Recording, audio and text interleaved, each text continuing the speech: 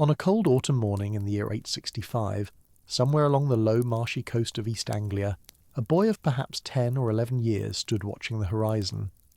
He was the son of a fisherman, or perhaps a swineherd, one of the countless nameless children of that age whose lives have left no trace in any chronicle, and he had been sent to the shore that morning on some errand long since forgotten, to gather driftwood perhaps, or to check on nets left out in the shallows. The sky was the colour of iron. The wind came off the North Sea carrying the smell of salt and rotting seaweed, and something else, something he could not quite name, a heaviness in the air that made the gulls cry out in strange sharp voices and wheel inland as if fleeing from something they could sense, but he could not see. And then he saw it. At first it was only a thickening of the grey horizon, a darkness where the sea met the sky, but as he watched, the darkness resolved itself into shapes, into the unmistakable silhouettes of ships, more ships than he had ever seen in his life, more ships than he knew existed in all the world. They came in a long ragged line stretching across the horizon, their sails the colour of dried blood and charcoal, their prows carved into the shapes of serpents and dragons and beasts from nightmares. They came in utter silence across the grey water, the wind filling their sails, and as they drew closer he could see the glint of iron at their rails, the shapes of men crowded on their decks, hundreds of men, thousands of men, and still the ships kept coming, emerging from the grey horizon as if the sea itself were giving birth to an army. The boy ran. He ran as fast as his legs would carry him, abandoning whatever task had brought him to the shore, running inland through the salt marshes toward his village, toward his family, toward a world that was about to end. He could not have known as he ran that he was witnessing the beginning of one of the most transformative events in all of English history. He could not have known that the fleet behind him carried a host that would tear through the kingdoms of Britain one by one like a wolf through a flock of sheep, toppling ancient royal houses, putting kings to death, burning the great centres of learning and faith, and coming within a whisker of extinguishing the very idea of England before England had even fully come to exist. He knew only that something terrible had arrived, something his village had no power to resist, and he ran. The chroniclers of that age, writing by candlelight in the monasteries that would soon burn, gave this host a name. They called it, in the Old English tongue, the Heathen here, the Great Heathen Army. And what that boy witnessed on that grey morning was the beginning of the end of the world as his people had known it, and the violent and bloody beginning of something new. To understand what arrived on that East Anglian shore, and why it arrived when it did, and why it succeeded so spectacularly in doing what no force before it had managed to do, we must first reckon with the sources that tell us this story, and we must be honest about what they can and cannot reveal. The primary account of these events comes to us from a single remarkable document, the Anglo-Saxon Chronicle, a year-by-year record of events that was begun during the reign of King Alfred of Wessex, probably in the 890s, and which drew upon earlier annals and records to compile a history reaching back into the distant past. The Chronicle is an invaluable source, the closest thing we have to a contemporary account of the Viking invasions, but it was written by Christian monks in the service of the West Saxon royal house, and its perspective is neither neutral nor complete. It tells us a great deal about what happened in Wessex, and rather less about events in the other kingdoms. It tends toward the laconic, recording battles and deaths and the movements of armies in spare phrases that leave enormous questions unanswered. And it was written, in its present form during and after the reign of Alfred, with an eye toward presenting Alfred and his dynasty in a particular light. Beyond the Chronicle, we have fragmentary references in other English sources, the writings of the scholar Asser who composed a biography of Alfred, the later histories compiled after the Norman conquest, and the scattered records of churches and monasteries that managed to survive the destruction.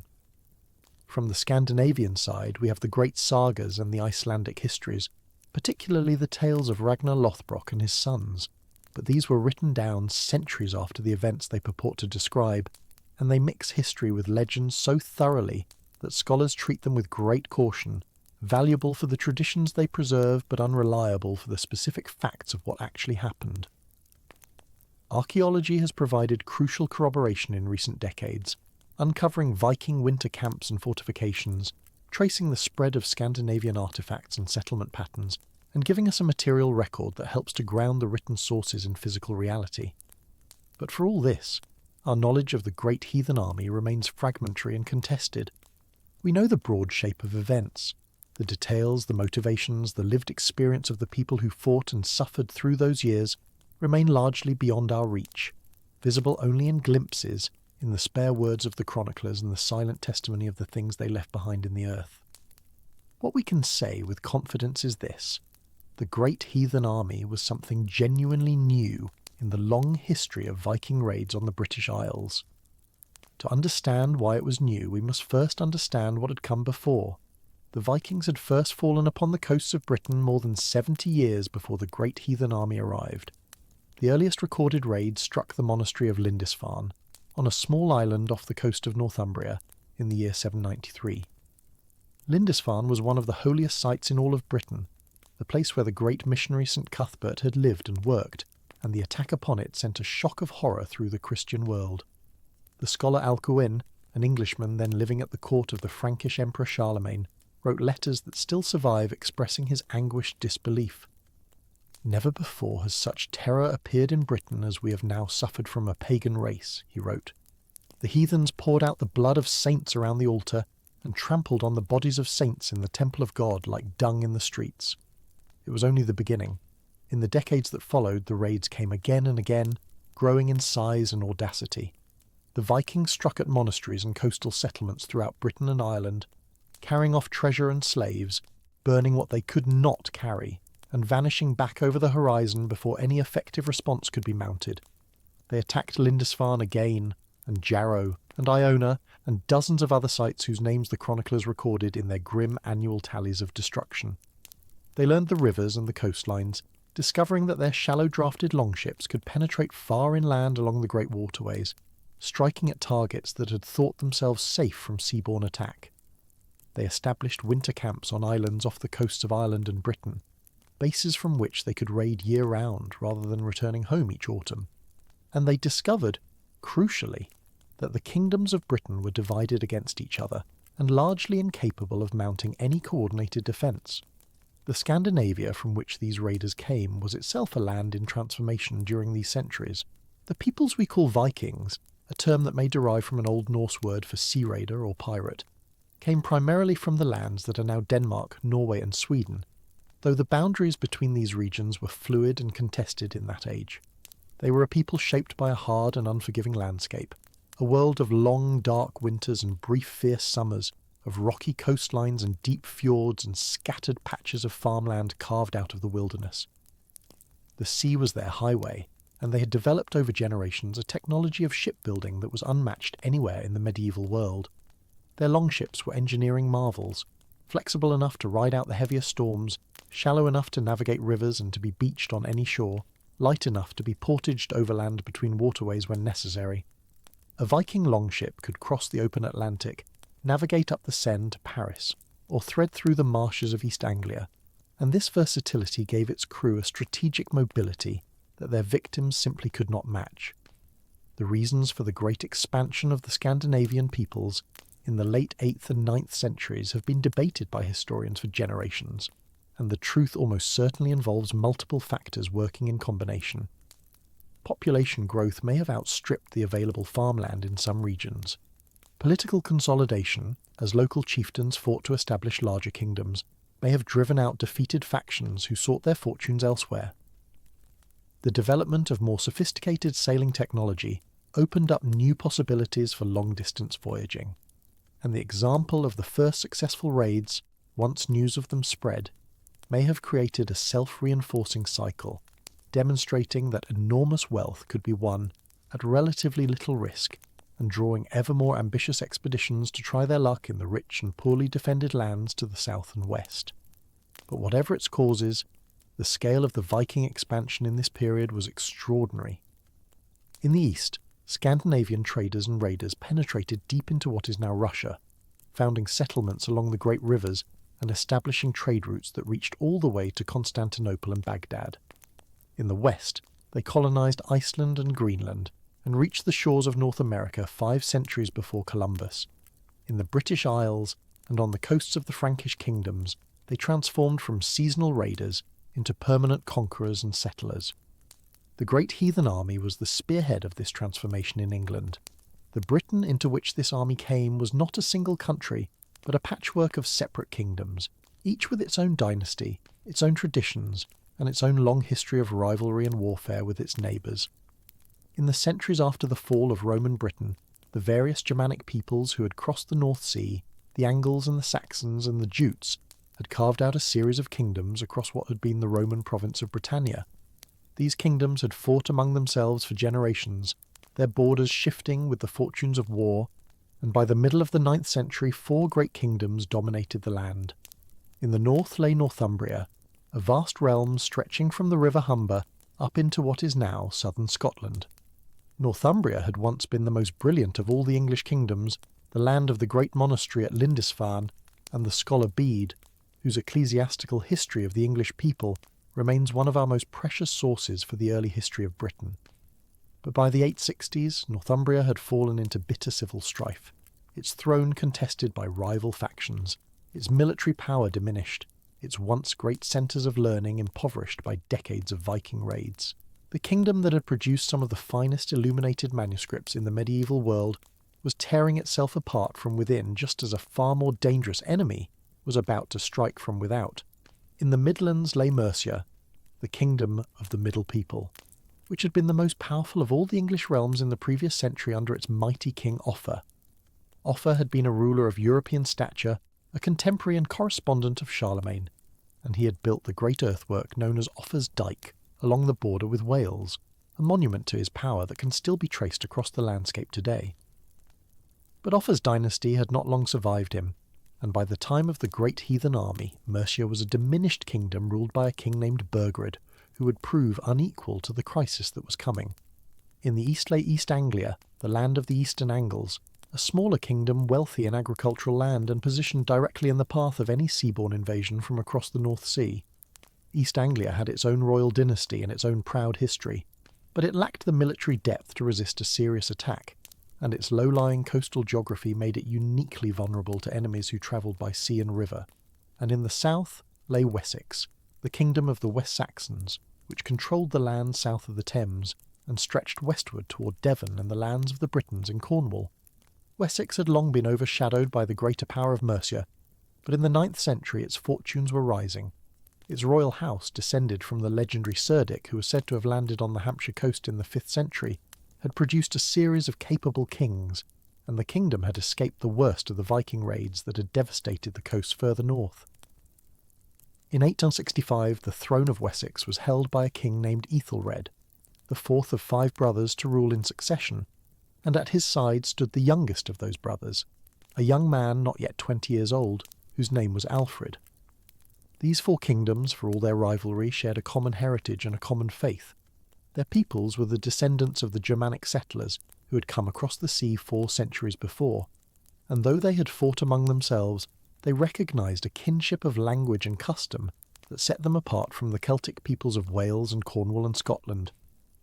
More importantly, they had become Christian, converted over the generations through the work of missionaries from Rome and Ireland, and their kingdoms were now centres of the Christian faith in northern Europe, their monasteries repositories of learning, and their churches guardians of the sacred relics that drew pilgrims from across the land.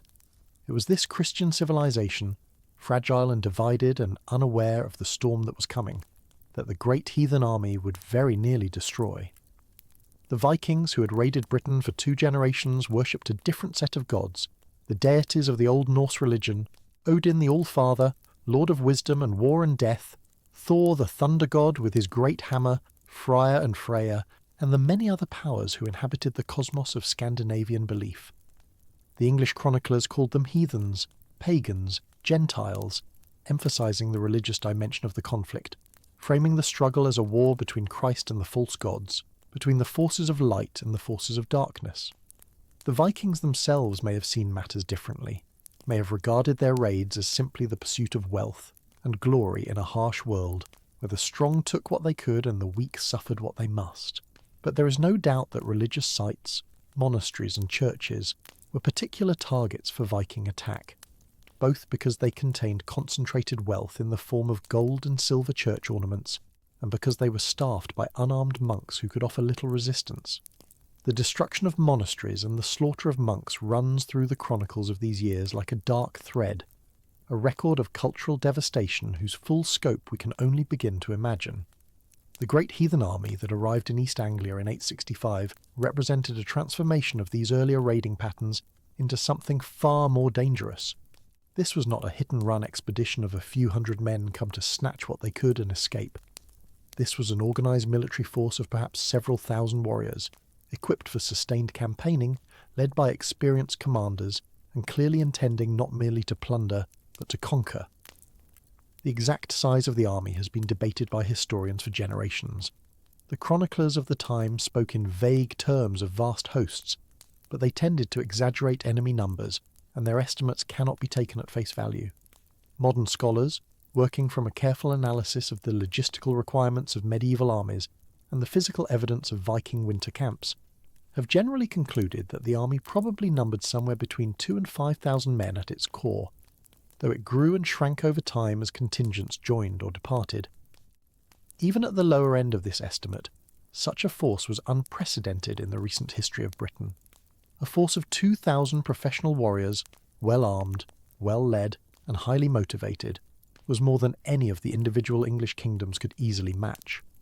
According to the later Norse sagas, written down in Iceland centuries after the events they describe, the great heathen army was led by the sons of a famous Viking chieftain named Ragnar Lothbrok. Ragnar, whose epithet means hairy breeches or shaggy trousers, is one of the most celebrated figures in Norse legend, credited with raids on Paris and with countless other exploits. But his historical existence is difficult to verify. The sagas tell that Ragnar was captured by Ela, the king of Northumbria, and was put to death by being thrown into a pit of venomous snakes. As he died, the legends claim, he sang a death song prophesying that his sons would avenge him, boasting of the battles he had fought and the enemies he had slain, and declaring that his sons would raise armies to hunt down his killer. Whether any of this actually happened is impossible to say. The saga traditions were written down 3 or 4 centuries after the events, and they mix historical memory with folklore and legend in ways that scholars have found impossible to disentangle. But the names of the leaders who appear in the more reliable English sources, the Anglo-Saxon Chronicle and other contemporary or near-contemporary texts, do include figures whom the later sagas connected to the sons of Ragnar, and this suggests that there was at least some historical kernel behind the legendary tale of vengeance. The most prominent of these leaders, in both the English and the Scandinavian sources, was a man named Ivar, called in the Norse tradition Ivar the Boneless. The meaning of this curious nickname has never been satisfactorily explained. Some scholars have suggested that it might refer to a physical condition, perhaps a skeletal abnormality or a connective tissue disorder, while others have proposed that it was a kenning, a poetic circumlocution perhaps meaning snake or something similarly sinister. Still others have argued that it might be a corruption or mistranslation of a different epithet entirely. Whatever its origin, Ivar the Boneless appears in the Chronicle as one of the principal commanders of the great heathen army, a formidable strategist whose campaigns would bring 3 kingdoms to their knees. Alongside him the sources mention other leaders, his brothers or kinsmen, including a man named Halfdan who would later lead the Scandinavian settlement of Northumbria, and another named Uber, who would play a significant role in the later campaigns against Wessex. These were the warlords who led the great host that came ashore in East Anglia that autumn morning in 865. The East Anglians, confronted with this overwhelming force, made a pragmatic decision. They did not resist. King Edmund, who ruled East Anglia at this time, chose to make terms with the invaders rather than fight a battle he could not win. The details of the agreement are not recorded, but the Chronicle tells us that the Vikings obtained horses from the East Anglians and that the 2 parties made peace, the English presumably paying tribute or supplying provisions in exchange for being left unmolested. The acquisition of horses was crucial to the Viking strategy.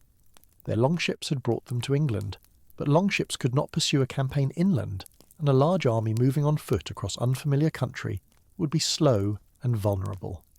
Horses transformed the great heathen army into a mobile striking force, able to cover great distances rapidly, to exploit the road network that remained from Roman times, and to strike before their enemies could organise a defence.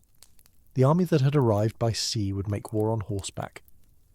Through the winter of 865-866 the great heathen army rested in East Anglia, gathering strength, acquiring intelligence about the lands to the north and west, and preparing for the campaign that would begin in the spring. The men of that army, huddled in their winter camps as the rain lashed the marshes and the cold winds howled off the North Sea, must have spoken to each other of what lay ahead, of the kingdoms they had come to break, of the wealth they would win, of the names they would make for themselves in the songs that would be sung of this great expedition. Some of them perhaps spoke of Ragnar Lothbrok and the blood debt they had come to collect. Others may have cared nothing for vengeance and thought only of land and silver. We cannot know what passed among them in those dark months, what prayers they offered to their gods, what doubts they harboured, what fears they mastered. The sources tell us only what they did when spring came. They struck north, into the heart of the divided kingdom of Northumbria, and they did not stop until they had broken it. The timing of their attack could not have been more carefully calculated if they had spent years studying their target. Northumbria in 866 was tearing itself apart in a civil war between two rival claimants to the throne. One was a man named Osbert, who had held power for some years. The other was named Aella, who had recently driven Osbert out and seized the kingdom for himself. The sources disagree on the details, and some have suggested that Osbert was the legitimate king and Aella a usurper, while others imply the opposite. What matters for our purposes is that the kingdom was divided, its military resources split between two hostile factions, its leaders consumed with their struggle against each other rather than alert to the far greater danger approaching from the south. In the autumn of 866, the great heathen army rode north across the Humber and struck at the ancient city of York. York was no ordinary prize. It was the old Roman capital of the north, the Eboracum of the legions, and it had been for centuries the greatest city in all of northern Britain. The Vikings called it Jorvik, adapting the name to their own tongue, and it would become in time one of the most important cities in the entire Scandinavian world. But in 866 it was a Christian city, seat of an archbishop, centre of whatever wealth and learning the north had managed to preserve through the decades of internal strife. And it was poorly defended. The rival kings were too busy fighting each other to guard against an external threat, and the great heathen army, moving with the speed that their newly acquired horses allowed, descended upon York before any effective resistance could be organised. The city fell on November the 1st, 866, All Saints' Day, a date that the chroniclers recorded with bitter irony. The feast of all the saints of Christendom had become the day that the heathen seized the greatest Christian city in the north of England. The Vikings fortified themselves within the old Roman walls, repairing the defences that centuries of neglect had allowed to crumble, and settled in to await the inevitable counterattack. It came in the following spring. Faced with the seizure of their capital by a foreign army, the rival kings Osbert and Aella finally came to their senses. They patched up their quarrel, joined their forces together, and marched on York with a combined army determined to drive out the invaders. It was the obvious response, the response that any competent ruler would have made. It was also exactly what the leaders of the great heathen army had been counting on. On March 21st, 867, the Northumbrian army attacked York. What followed was a catastrophe. The sources give few details of the battle itself, only its outcome. The English assault breached the walls somewhere, or perhaps a sortie by the defenders caught the attackers at a disadvantage. The fighting was fierce, but the result was decisive. The Northumbrian army was destroyed. Both kings, Osbert and Aella, were killed, along with 8 ealdormen, the highest nobles of the kingdom, and a great many lesser men whose names no one bothered to record. The royal house of Northumbria, whose lineage stretched back for centuries, was wiped out in a single afternoon. The kingdom that had been the most brilliant in all of Britain 100 years before, the land of Bede and the Lindisfarne Gospels, had lost its king, its nobility, and its independence in a single disastrous battle. The later Norse sagas claim that King Aella, the man whom legend blamed for the death of Ragnar Lothbrok, was put to a particularly horrible death after his capture. The tale speaks of a ritual called the Blood Eagle, in which the victim's ribs were cut away from his spine and his lungs pulled out through the opening to form wings upon his back, a sacrifice to Odin, a vengeance for a father's murder. Whether this actually happened is hotly debated among scholars. The Blood Eagle appears in several sagas, but always in contexts that mix history with legend, and some historians have argued that the ritual may be a later literary invention, a misunderstanding of poetic imagery, or a piece of anti-Viking propaganda invented by Christian writers to emphasize the savagery of the pagans. Others have argued that the Scandinavians were certainly capable of such cruelty, that human sacrifice was a documented feature of Norse religion, and that the saga accounts preserve a genuine, if horrible, memory. We cannot know for certain. What we can say is that Aelle died, that his kingdom died with him, and that from that day forward Northumbria ceased to exist as an independent power. The Vikings did not attempt to rule Northumbria directly. Instead, they installed a puppet king, an Englishman named Ecbert, who would govern the land on their behalf, collecting tribute and keeping order, while the great heathen army moved on to its next target.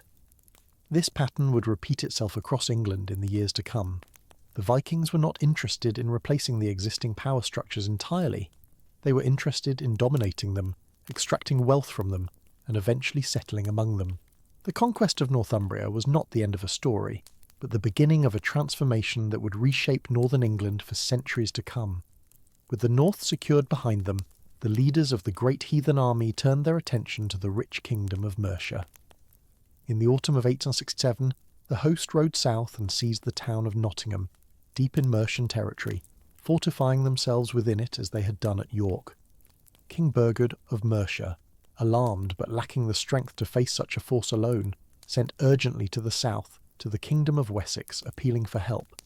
And here, for the first time, there enters our story the kingdom and the royal house that would ultimately prove to be the salvation of whatever remained of English independence. The King of Wessex at this time was Ethelred, the fourth of 5 brothers who had ruled in succession, since their father Ethelwulf had divided the kingdom among his sons before his death. Ethelred was a capable ruler and a devout Christian, but he has been overshadowed in history by his younger brother, the man who rode at his side when the West Saxon army marched north to answer Mercia's call for aid. That younger brother was named Alfred. He was perhaps 19 or 20 years old, the youngest of his father's sons, a man who by all the normal expectations of the time should never have come near the throne. His elder brothers had been groomed for kingship. Alfred had been sent to Rome as a child, had been confirmed by the Pope himself, had received an education unusual for a prince of his time. He was said to be frail in health, troubled by a mysterious ailment that would plague him throughout his life. He was bookish, drawn to learning and to the life of the mind in a way that was rare among the warrior aristocracy of his age. He was the least likely of the brothers to become king. But the times into which he had been born would not allow him the quiet life of a scholar. The great heathen army was already transforming the world of his youth, destroying kingdoms that had seemed eternal, breaking the patterns of power that his ancestors had navigated for generations. The crisis that was coming would demand not scholars but warriors, not philosophers but survivors, and the man who rode north with his brother's army to face the Vikings at Nottingham would be forged in the years ahead into one of the most remarkable rulers in all of medieval history. The campaign at Nottingham was inconclusive. The combined armies of Wessex and Mercia laid siege to the town, but the Vikings, as they had done at York, refused to come out and give battle on open ground. They knew that time was on their side, that the besieging armies would eventually run low on supplies and would have to disperse to tend to their own lands, while the Vikings could wait out the winter within their fortifications and strike again when the moment was right. In the end, the two sides negotiated a peace. The Vikings agreed to withdraw from Nottingham to return north to Northumbria, and for the moment the crisis seemed to have passed. King Burgred had bought himself a reprieve, the West Saxon army went home, and the young Alfred went with them, having seen for the first time the face of the enemy that would define his entire life. But the reprieve was an illusion. The great heathen army had not been defeated. It had simply chosen to withdraw, to consolidate its hold on the north, to rest and regroup before striking again. The pattern that would repeat itself across the next decade was already established. The overwhelming force, the rapid movement, the exploitation of division and weakness, and then the patient waiting for the next opportunity to advance. The Vikings were playing a longer game than their victims understood, and the temporary peace at Nottingham was merely an interval in a war that was far from over. In the year 869, the storm returned to East Anglia. The great heathen army, rested and reinforced, descended once more upon the kingdom that had made peace with them 4 years before, and this time they came not as guests but as conquerors.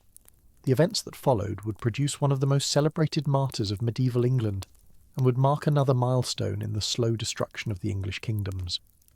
The King of East Anglia, the man who now had to face the returning host, was named Edmund. He was young, perhaps only in his 20s, and he had inherited a kingdom that had bought its survival in 865 by accommodating the invaders. But accommodation had only postponed the reckoning. Now the great heathen army had returned, and Edmund had to choose between submission and resistance. He chose to fight.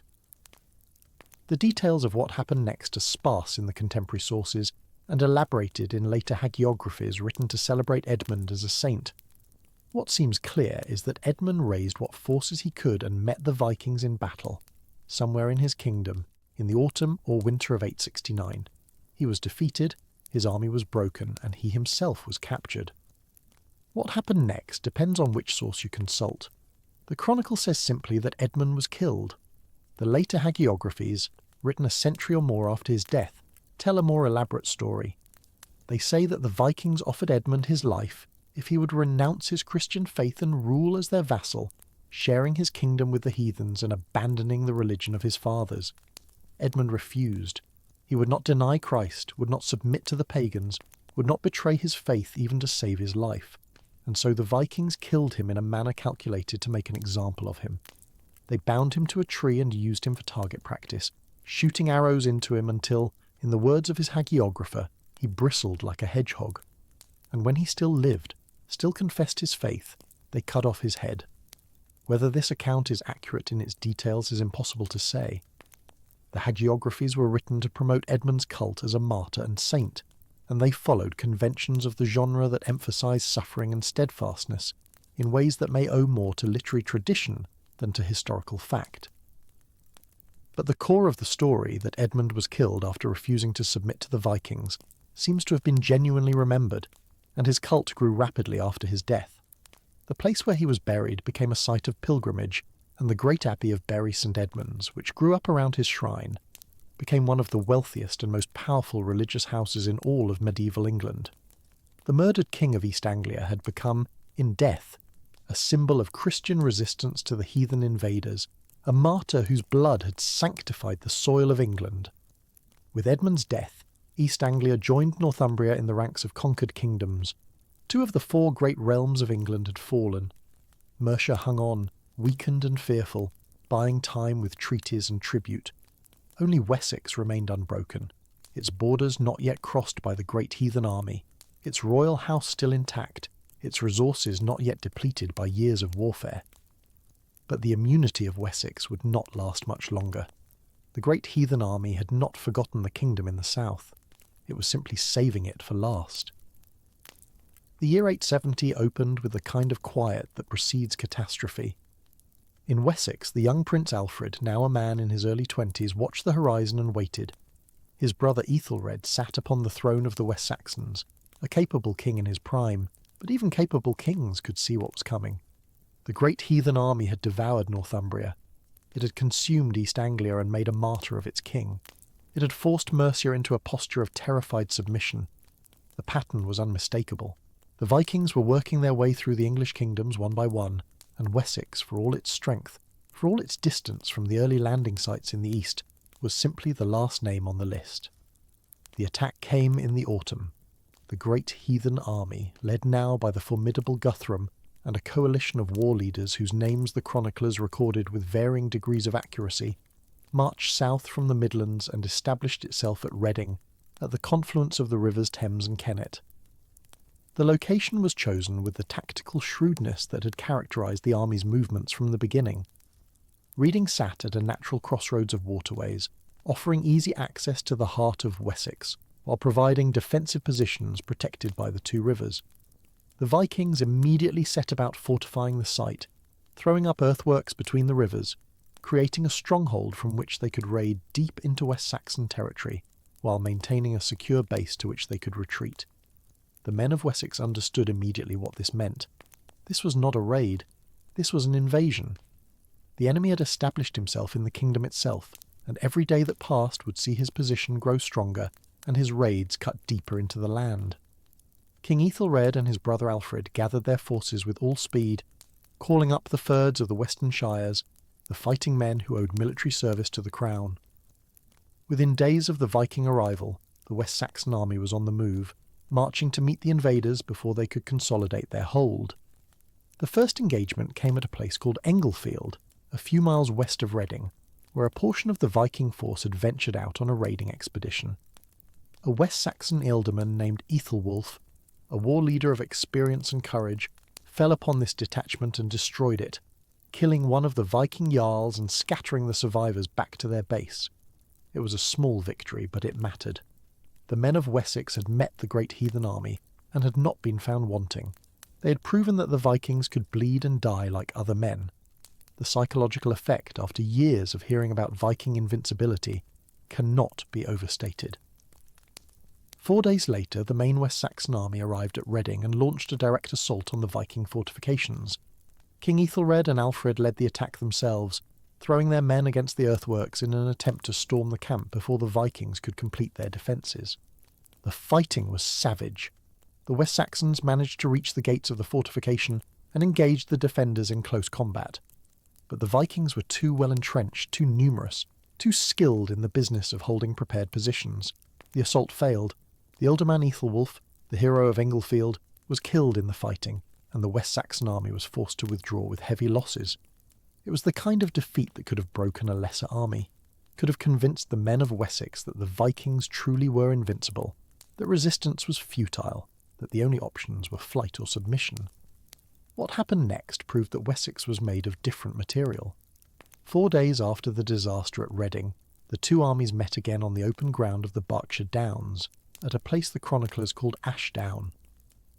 The Vikings had left their fortifications and marched out to bring the West Saxons to battle, confident after their defensive victory, eager to destroy the last free English army in the field and finish the conquest of England.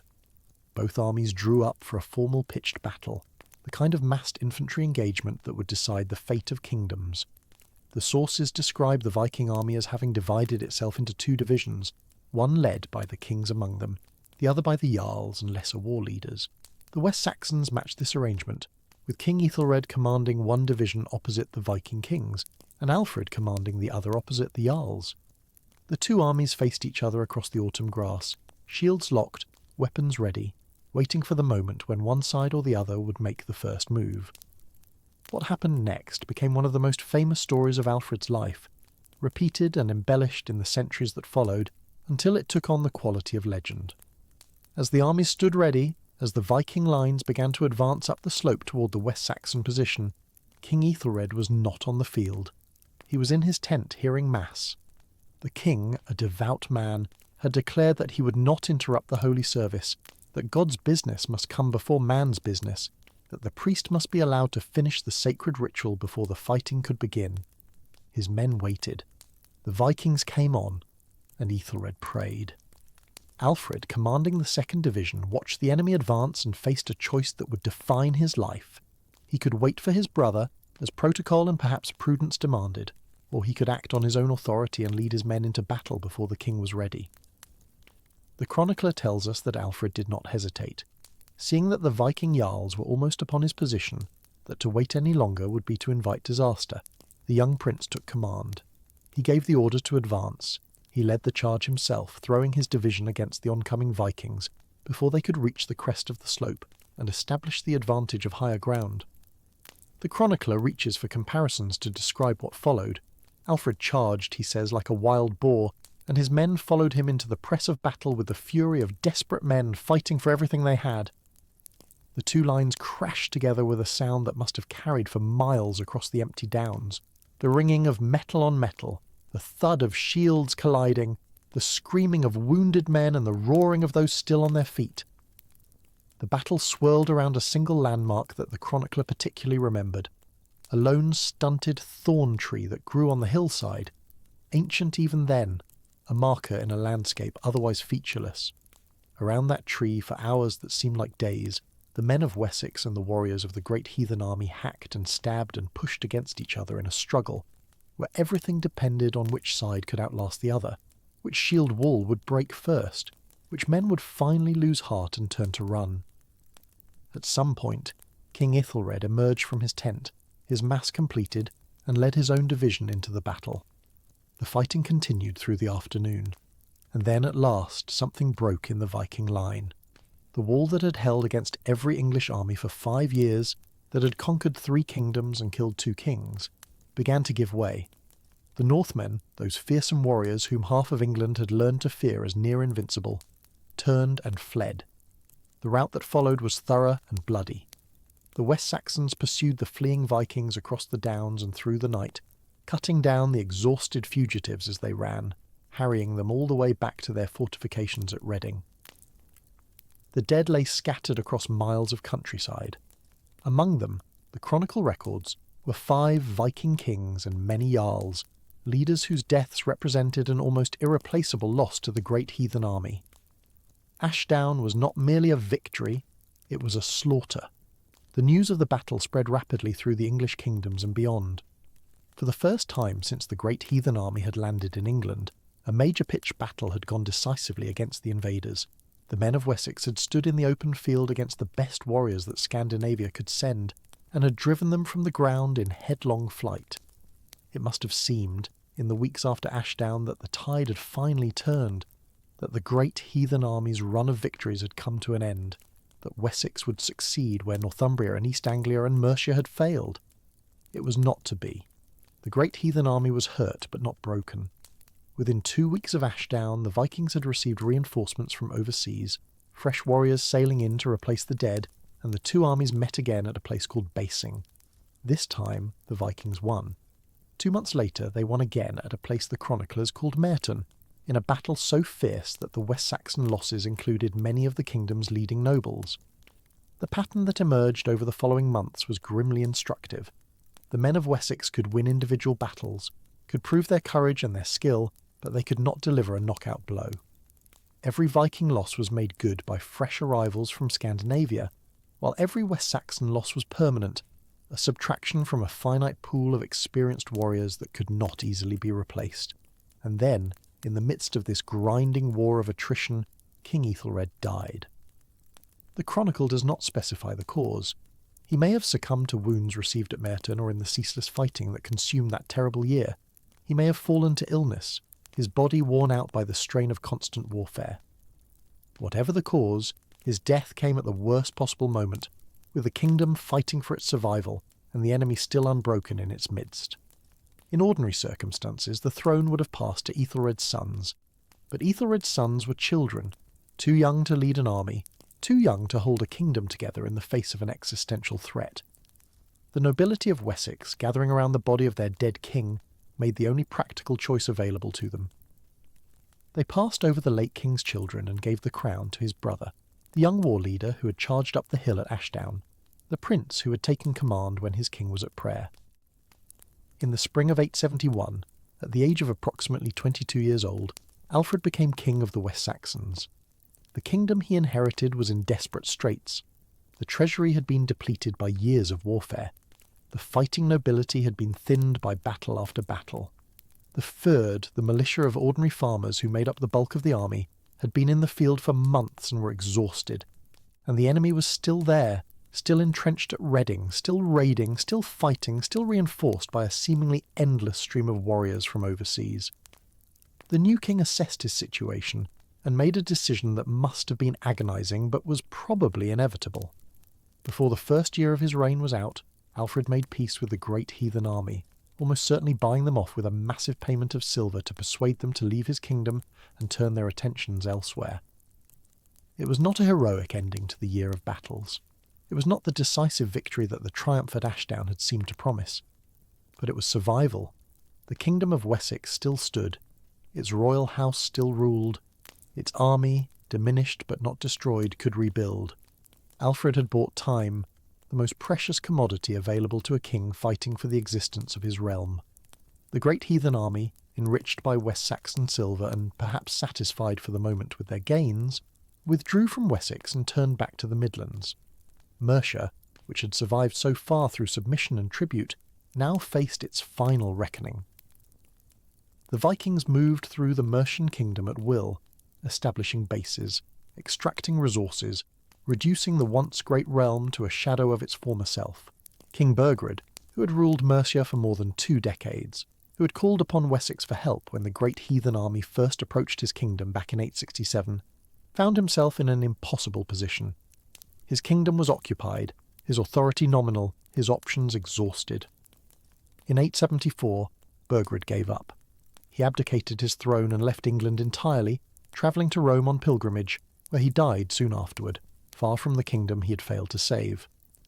The Vikings installed a puppet king, a man named Ceolwulf, whom the chronicle dismisses contemptuously as a foolish king's thane, to rule what remained of Mercia on their behalf.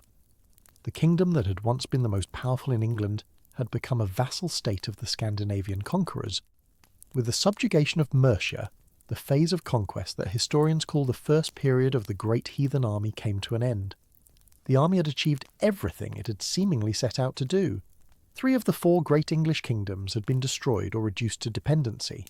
The Scandinavian warlords who had led the host through 9 years of warfare could look back on a record of almost unbroken success. They had killed kings, toppled dynasties, seized vast territories, accumulated enormous wealth. Only Wessex, battered but unbroken, remained beyond their grasp, preserved by its geography in the far south and west and by the stubborn resistance of its people. And now something remarkable happened. The great heathen army, that engine of conquest that had remade the political map of Britain, began to transform itself into something else entirely.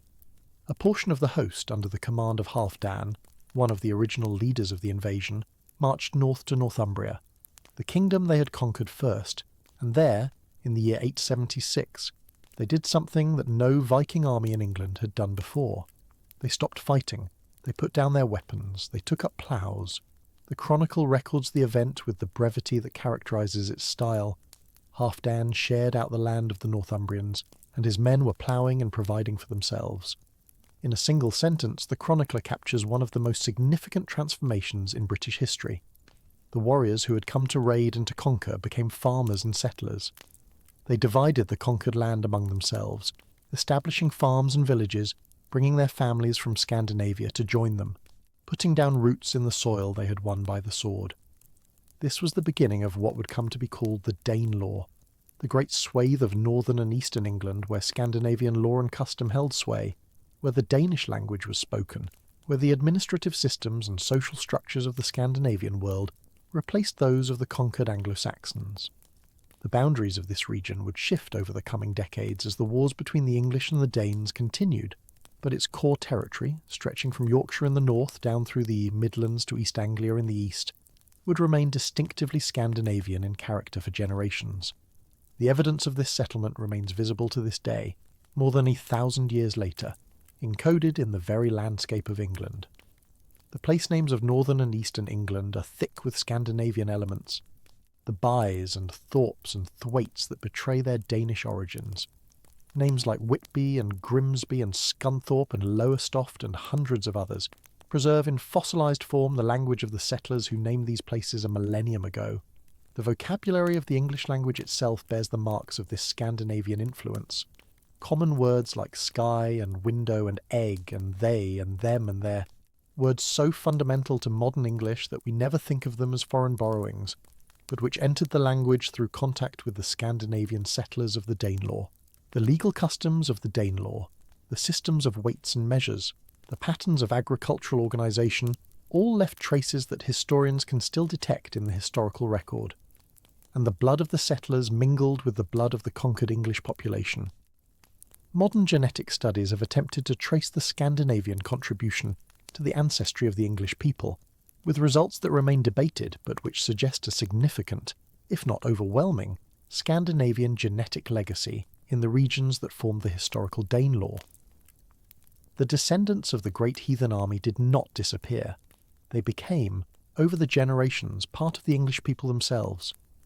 But in the years immediately following the settlement of Northumbria, none of this long-term assimilation could be foreseen.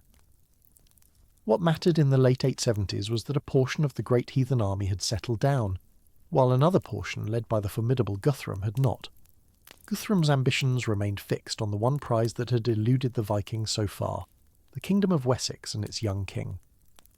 The peace that Alfred had purchased in 871 held for several years, but it was always fragile, always contingent on the calculations of interest that might shift at any moment. the Vikings raided where they could and probed the defences of Wessex, testing for weaknesses, looking for opportunities. In 875, Guthrum's army began moving again, drifting southward, establishing a new base at Cambridge, positioning itself for another campaign against the West Saxons. The following year, the army struck, thrusting deep into Wessex, seizing the fortress of Wareham on the southern coast, directly threatening the heartland of Alfred's kingdom. What followed was a strange, inconclusive campaign of manoeuvre and negotiation. Alfred gathered his forces and surrounded the Vikings at Wareham, but he could not storm their defences, and they could not break out past his army. The two sides made peace, exchanging hostages and oaths, the Vikings swearing on sacred objects that they would leave Wessex in peace. Then, under cover of night, the Viking cavalry slipped away, breaking the treaty, murdering their hostages, and racing westward to seize the fortress of Exeter before Alfred could react. The pattern repeated itself. Alfred pursued and besieged the Vikings at Exeter. Again there were negotiations, again there were oaths and hostages, again the Vikings promised to leave. This time a portion of their fleet, attempting to link up with the army at Exeter, was caught in a storm off the coast and destroyed, perhaps 120 ships lost to the sea. It was a blow to Viking strength that battle could not have delivered. The survivors, weakened and perhaps chastened, withdrew from Wessex once more, retreating to Mercia, to the lands that were safely under Scandinavian control. Through all of this, Alfred had managed to keep his kingdom intact.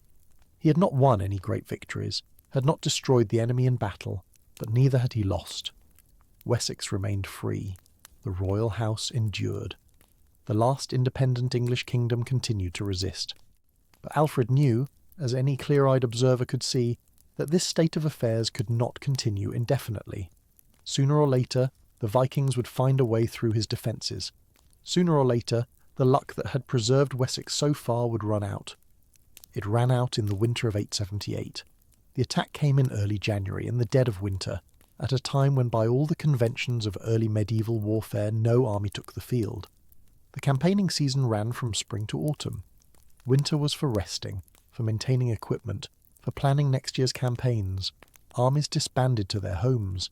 Kings gathered with their courts at royal estates to celebrate Christmas and wait out the cold months. Alfred was at Chippenham in Wiltshire, keeping the Christmas season with his household and a small bodyguard, when Guthrum struck. The Viking leader had gambled on surprise, and the gamble paid off beyond anything he could have hoped. The attack was so swift, so unexpected that Alfred was nearly captured. The king escaped by the narrowest of margins, fleeing into the night with only a handful of followers, leaving behind his kingdom, his treasury, his army, everything he had spent 7 years fighting to preserve. The collapse of West Saxon resistance that followed was staggering in its speed. Within days of Chippenham, Guthrum controlled the heartland of Wessex. The population, leaderless and stunned, submitted to the invaders in droves. Many of the nobility fled overseas, abandoning their lands and their people for safety on the continent. Those who remained made terms with the Vikings, accepting their rule rather than face destruction. For all practical purposes, the kingdom of Wessex, the last bastion of English independence, had ceased to exist, and Alfred, the king who had held the line for 7 years, the last free English king, had become a fugitive in his own country. He fled westward, into the deep country of Somerset, into a landscape of marshes and meres and tangled woodlands that even the local inhabitants found difficult to navigate. This was the wetland wilderness of the Somerset Levels, a vast expanse of bog and fen and flooded meadow, dissected by slow-moving rivers and studded with islands of higher ground that rose like stepping stones above the waterlogged plain. In this trackless waste, where the Viking cavalry could not easily follow, Alfred found refuge. The chronicle tells us almost nothing about the months that followed. The long winter weeks when the King of Wessex hid in the marshes like an outlaw, scrounging for food, evading patrols, keeping himself and his small band of followers alive while everything he had worked for seemed to crumble around him. Later tradition would fill this gap with stories, the most famous of which involved a peasant woman and a batch of burning cakes. But the contemporary sources are silent. We know only that Alfred survived, that he did not flee to the continent as so many of his nobles had done, that he remained in England, hiding and waiting, refusing to give up his kingdom even when his kingdom seemed to have given him up. In the early spring of 878, Alfred moved from hiding to action. he established a fortified base at Athelney, a low island deep in the Somerset marshes, and from this stronghold he began to organise resistance. His forces were pitifully small at first. The handful of men who had fled with him from Chippenham, supplemented by whatever local thegns and warriors remained loyal and could find their way through the marshes to join him. With this tiny army, Alfred began to raid the Vikings, striking from the marshes in sudden attacks and then melting back into the wetlands before the enemy could respond. It was guerrilla warfare, the warfare of the weak against the strong, but it served a purpose beyond the modest material damage it inflicted. It proved that Alfred was alive. It proved that resistance continued. It gave hope to the men of Wessex who had submitted to the Vikings out of despair rather than conviction, who had accepted Guthrum's rule because they believed their king was dead or fled and that further resistance was pointless. And as spring advanced, as the days lengthened and the roads dried and the campaigning season approached, Alfred sent out messengers to the shires of his battered kingdom, summoning the men of Wessex to rally to their king. The response came faster and stronger than any reasonable calculation might have predicted. From across the shires of Somerset and Wiltshire and Hampshire, from the chalk downs and the clay valleys and the scattered farmsteads, where men had spent the winter in sullen submission to their Danish overlords, the warriors of Wessex came. They came on foot and on horseback, carrying their spears and their shields, their sea-axes and their axes, filtering through the forests and the back ways to the appointed meeting place at a great stone that marked the edge of the ancient forest of Selwood. And when Alfred rode out from Athelney to meet them, the chronicle tells us they received their king with joy, as was fitting. The words are simple, almost formulaic, but beneath them lies a moment of extraordinary emotional weight. These men had spent months believing their cause lost, their kingdom conquered, their king dead or fled beyond the sea. And now here he stood before them, thin perhaps from his months in the marshes, weathered and worn but alive and unbroken, still calling them to follow him, still refusing to surrender what had seemed irretrievably lost. The army that gathered around Alfred in those May days was not the largest force ever assembled in England, nor the most professionally trained, but it was an army of men who had chosen to be there, who had risked everything to answer their king's call, when prudence might have counselled them to stay home and make peace with their new masters. That counts for something in the accounting of battles. From Selwood, Alfred led his army eastward, moving to confront Guthrum before the Danish leader could consolidate his position or receive reinforcements. The English force marched for 2 days, camping the first night at a place the chronicle calls Eiley Oak, and continuing the next morning toward the high ground where the decisive engagement would take place. That ground was Eddington, or Heathen as the chroniclers named it, a stretch of open downland in what is now Wiltshire, where the ancient trackways crossed and where armies had likely clashed in the dim past before the coming of the Saxons or the Vikings or the memory of man. Here, on ground of their own choosing, the men of Wessex formed their shield wall and waited for the heathens to come. What followed was the most consequential single battle in the long history of the English people, though few beyond specialists have heard its name. The tactics of 9th century warfare were straightforward in concept, but brutal in execution. Both armies would have formed shield walls, dense lines of warriors standing shoulder to shoulder, their round wooden shields overlapping to create a continuous barrier, their spears and axes ready to strike at anyone who came within reach. The shield wall was a formation that rewarded discipline and endurance over individual heroism. Once the walls met, the battle became a grinding test of will, each side pushing against the other, stabbing over and around their shields, the front ranks constantly replaced by fresh men from behind as the fallen were trampled underfoot. Victory went to the side that held together longest, that did not break, that kept pushing forward even when every fibre of muscle and nerve screamed for release. The chronicle tells us that Alfred and his men fought against the entire army, and that after a long and hard fight, he put the heathens to flight with great slaughter and pursued them all the way to their stronghold. The rout that followed Eddington was as complete as any in the annals of Viking warfare. Guthrum's army, which had seemed invincible only months before, which had swept aside kingdom after kingdom and had very nearly extinguished the last flicker of English resistance, broke and ran. The men of Wessex pursued them relentlessly, cutting down the fugitives across miles of countryside, giving no quarter, taking no prisoners. The slaughter was fearful. By the time the surviving Danes reached the safety of their fortified camp at Chippenham, the the same stronghold from which Guthrum had launched his devastating winter attack. Their army had been shattered beyond immediate recovery. And now Alfred demonstrated that his talents extended beyond the battlefield. Rather than attempt an assault on the fortifications, which might have resulted in heavy casualties, and given the Vikings time to regroup, he settled in for a siege. His men surrounded Chippenham, cutting off all supplies, all reinforcement, all hope of escape. For 14 days the siege continued, and inside the walls the survivors of the great heathen army began to starve. At the end of those 2 weeks, Guthrum sued for peace. The terms that Alfred imposed were unlike any previous settlement between English and Dane. The Viking leader agreed to leave Wessex, of course, to withdraw his army from Alfred's kingdom and never return. But Alfred demanded something more. He demanded that Guthrum accept baptism, that the pagan warlord who had terrorised Christian England renounce the old gods and embrace the faith of the people he had tried to conquer. It was an extraordinary condition, and the fact that Guthrum accepted it tells us something about the completeness of his defeat. 3 weeks after Edington, the Danish king came to Alfred at the royal estate of Aller, near Athelney, where Alfred had hidden through the winter, and there, in the presence of his conqueror and the assembled nobility of Wessex, Guthrum was baptised into the Christian faith.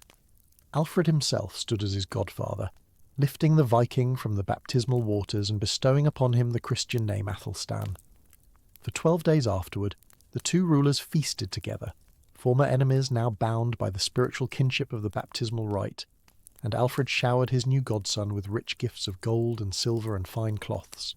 The cynical reading of this event is that Guthrum accepted baptism because he had no choice, because it was either convert or die, and that the conversion meant nothing to him beyond its immediate political utility. There may be truth in this. We cannot know what passed through the Danish leader's mind as the water was poured over his head and the priest pronounced the ancient words. But even if the conversion was purely expedient, it had consequences that extended far beyond the personal faith of one Viking warlord. Baptism was a public act, a declaration before witnesses that carried weight in the social and political order of the age. By accepting Christianity, Guthrum was accepting membership in the community of Christian rulers, binding himself to observe certain norms of behaviour, making promises that could be held against him if he broke them.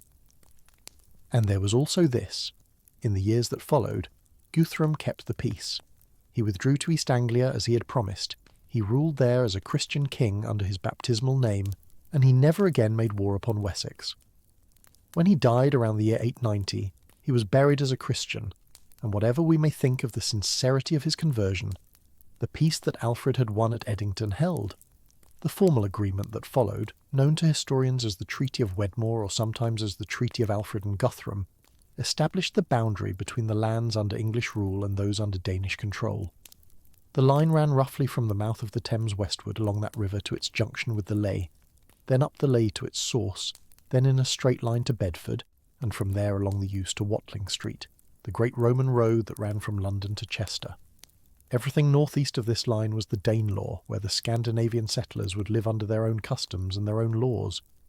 Everything southwest of the line was English, still under the rule of the House of Wessex and the small portion of Mercia that remained unconquered. It was not a perfect settlement. It left a vast swath of what had been English territory under permanent Danish occupation. It acknowledged that the conquest of Northumbria, of East Anglia, of eastern Mercia was complete and irreversible, at least for the foreseeable future. But it also did something else. It drew a line. It said, "This far and no further." It established that there was still an England, however diminished, that was not under the heel of the Northmen.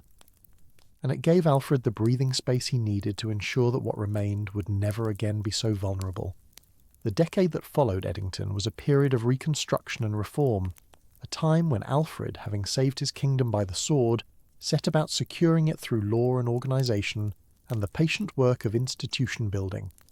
The king understood, with a clarity that seems remarkable given the conditions in which he had to operate, that the victory at Edington had been bought by something dangerously close to a miracle. He had won because Guthrum had made a mistake, because the West Saxon levies had responded to his summons when they might as easily have refused, because his shield wall had held when the Viking line had broken. None of these things could be counted upon to happen again.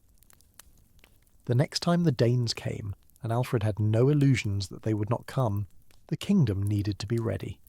The most pressing problem was military. The traditional English system of defence relied upon the fyrd, a levy of free men who owed military service to their king in times of emergency. The fyrd had many strengths. It could produce large numbers of fighting men at relatively little cost to the royal treasury. It was deeply rooted in the social structure of Anglo-Saxon England, and it gave even ordinary farmers a stake in the defence of their kingdom. But it also had a crippling weakness that the Viking campaigns had exposed with brutal clarity. The men of the fyrd were not professional soldiers. They were farmers, craftsmen, herdsmen, men who had families to support and fields to tend and livestock to manage. They could not stay in the field indefinitely. When the planting season came, they needed to go home and plant. When the harvest came, they needed to go home and harvest. An enemy who understood this, who could stay in the field year-round, who could simply wait until the fire dispersed and then strike at the undefended countryside, had an enormous advantage. This was precisely how the great heathen army had operated for years. The Vikings were professionals, career warriors who had no fields to tend and no homes to go back to. They could campaign through the winter, as Guthrum had demonstrated so catastrophically at Chippenham. They could outlast any levy of part-time soldiers. Alfred's solution was elegant in its simplicity. He divided the fyrd into two halves, each serving in rotation while the other remained at home. At any given time, half the military manpower of Wessex would be in the field, under arms and ready to fight, while the other half tended the farms and kept the economy functioning. When one contingent's term of service ended, the other would take its place, ensuring continuous coverage throughout the year. This system sacrificed raw numbers for availability. An army of half the fyrd was smaller than an army of the whole, but it was an army that would actually be there when it was needed, not scattered across the countryside trying to bring in the harvest. The second great reform addressed the question of fixed defences. The Viking method of warfare depended heavily on mobility and surprise. A raiding party could strike anywhere along the coast or up any navigable river, pillaging and burning and withdrawing before the local defenders could organise a response. Even if the fyrd eventually caught up with the raiders, the damage was already done. What Wessex needed was a system of strong points, fortified positions spread across the kingdom where the local population could take shelter during an attack, and from which armed forces could respond quickly to any incursion. Alfred created exactly such a system. He ordered the construction of a network of fortified towns called burhs, positioned so that no settlement in Wessex was more than about 20 miles from the nearest refuge. These were not simply military installations. They were designed to function as economic centres as well, with permanent populations of craftsmen and traders whose rents and tolls would help offset the cost of maintaining the defences. Each burh had walls and gates, a permanent garrison, and enough space inside to shelter the surrounding population in times of danger. The Burgel Heidage, a remarkable administrative document that survives from this period, lists 33 of these fortified towns and specifies exactly how many men were required to defend each one's walls, calculated at the rate of 1 man for every 5.5 feet of wall circuit. It is a document that speaks to an almost modern sense of bureaucratic organisation, a systematic approach to defence that was virtually unprecedented in early medieval Europe. Many of these burhs would grow into the towns and cities of later England. Winchester, the royal capital of Wessex; Oxford, which would become the home of the first great English university; Wallingford and Wareham, Bath and Exeter, and dozens of others. The very urban landscape of southern England owes its shape in significant part to Alfred's strategic vision, to his understanding that a kingdom defended by a network of fortified towns would be far more resilient than one that relied on intercepting raiders in the open countryside. But Alfred's ambitions extended beyond military reform. The decades of war had devastated the intellectual and religious life of his kingdom. The great monasteries that had once been centres of learning and literacy had been targeted again and again by Viking raids, their libraries burned, their communities scattered, their accumulated wisdom destroyed. By the time Alfred came to power, the state of education in England had collapsed to a point that shocked the king when he contemplated it. In the preface to his translation of Pope Gregory's Pastoral Care, Alfred wrote with evident sorrow of the time before the Vikings, when there was learning throughout England in both the Latin and English tongues, when the churches were filled with treasures and books, and when learning flourished in ways that later generations could barely imagine. All of this had been destroyed. So completely had learning declined, Alfred wrote, that he could not remember a single priest south of the Thames who could understand the Latin of the Mass he was required to perform, or translate a letter from Latin into English. An entire generation had grown up illiterate, cut off from the accumulated wisdom of the Christian centuries. Alfred set about reversing this decline with the same systematic energy he brought to military affairs. He gathered scholars to his court, seeking out learned men from wherever they could be found, from Mercia and from Wales, from the continent, from any corner of Christendom where the lamp of learning still burned. He established a court school where the children of the nobility would receive an education, ensuring that the next generation of English leaders would be literate and informed, and in a remarkable personal commitment, Alfred himself undertook to learn Latin in his maturity, despite the press of royal duties and the endless demands of kingship, and to translate important works from Latin into the English vernacular so that his people could read them without needing to master a foreign tongue. Among the works he translated, either personally or through close collaboration with scholars who worked under his direction, were Boethius's Consolation of Philosophy, one of the most influential texts of late antiquity, Pope Gregory's Pastoral Care, a manual for the guidance of bishops and priests, Orosius's Histories Against the Pagans, a universal history from a Christian perspective, and Augustine's Soliloquies. These translations were not merely academic exercises, they were acts of cultural preservation and transmission, deliberate efforts to rebuild the intellectual foundations of a civilization that had come within a hair's breadth of extinction. The closing years of Alfred's reign saw renewed conflict with the Danes, though never again on the scale of the great heathen army campaigns. In the 890s, a new Viking force appeared in England, part of the great army that had been ravaging the continent for years and had finally been defeated by the Frankish defenders.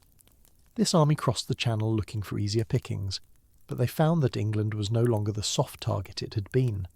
The reformed Fyrd met them in the field repeatedly, while the network of burhs denied them the easy plunder they sought. The new Vikings could find no foothold, could achieve no decisive victory, and after several years of frustrating campaigning, the remnants of the force dispersed, some settling in the Danelaw among their countrymen, others giving up on England altogether and sailing away to try their luck elsewhere. Alfred had built a kingdom that could defend itself. The king died on the 26th of October in the year 899, and was buried in Winchester, the ancient capital of Wessex. He was about 50 years old, though the exact year of his birth is uncertain, and he had reigned for 28 years, through the darkest crisis in the history of his people, and into a period of recovery and consolidation that he himself had done more than any other individual to bring about. The title by which later generations would remember him, Alfred the Great, was not used in his own lifetime. It emerged gradually in the centuries after his death, as the magnitude of his achievement became increasingly apparent, as the kingdom he had saved grew into the nation of England, and his descendants unified the entire country under a single crown. That unification was the work of the generations that followed. Alfred's son Edward, called Edward the Elder, continued his father's policies and began the slow reconquest of the Danelaw, building new burhs as he advanced, systematically reducing Danish strongholds and extending English authority northward. His sister Ethelfled, the Lady of the Mercians, ruled western Mercia after her husband's death and proved herself a war leader of formidable ability, coordinating her campaigns with her brothers and building fortresses that pushed the English frontier ever further into Viking territory. Between them, Edward and Ethelfled transformed the geography of England, recovering East Anglia and most of the Midlands from Danish control within 2 decades of Alfred's death, and their work was completed by Edward's son Athelstan, who in 927 conquered Northumbria and received the submission of the Scottish king and the Welsh princes, becoming the first ruler to exercise something like effective sovereignty over the entire island of Britain. When Athelstan died in 939, he had earned the title Rex Totius Britanniae, King of all Britain, though his successors would struggle to maintain the boundaries he had established. The unified kingdom of England that emerged from this process owed its very existence to what Alfred had preserved during those desperate years in the Somerset marshes. Had Wessex fallen, there would have been no base from which to reconquer the Danelaw.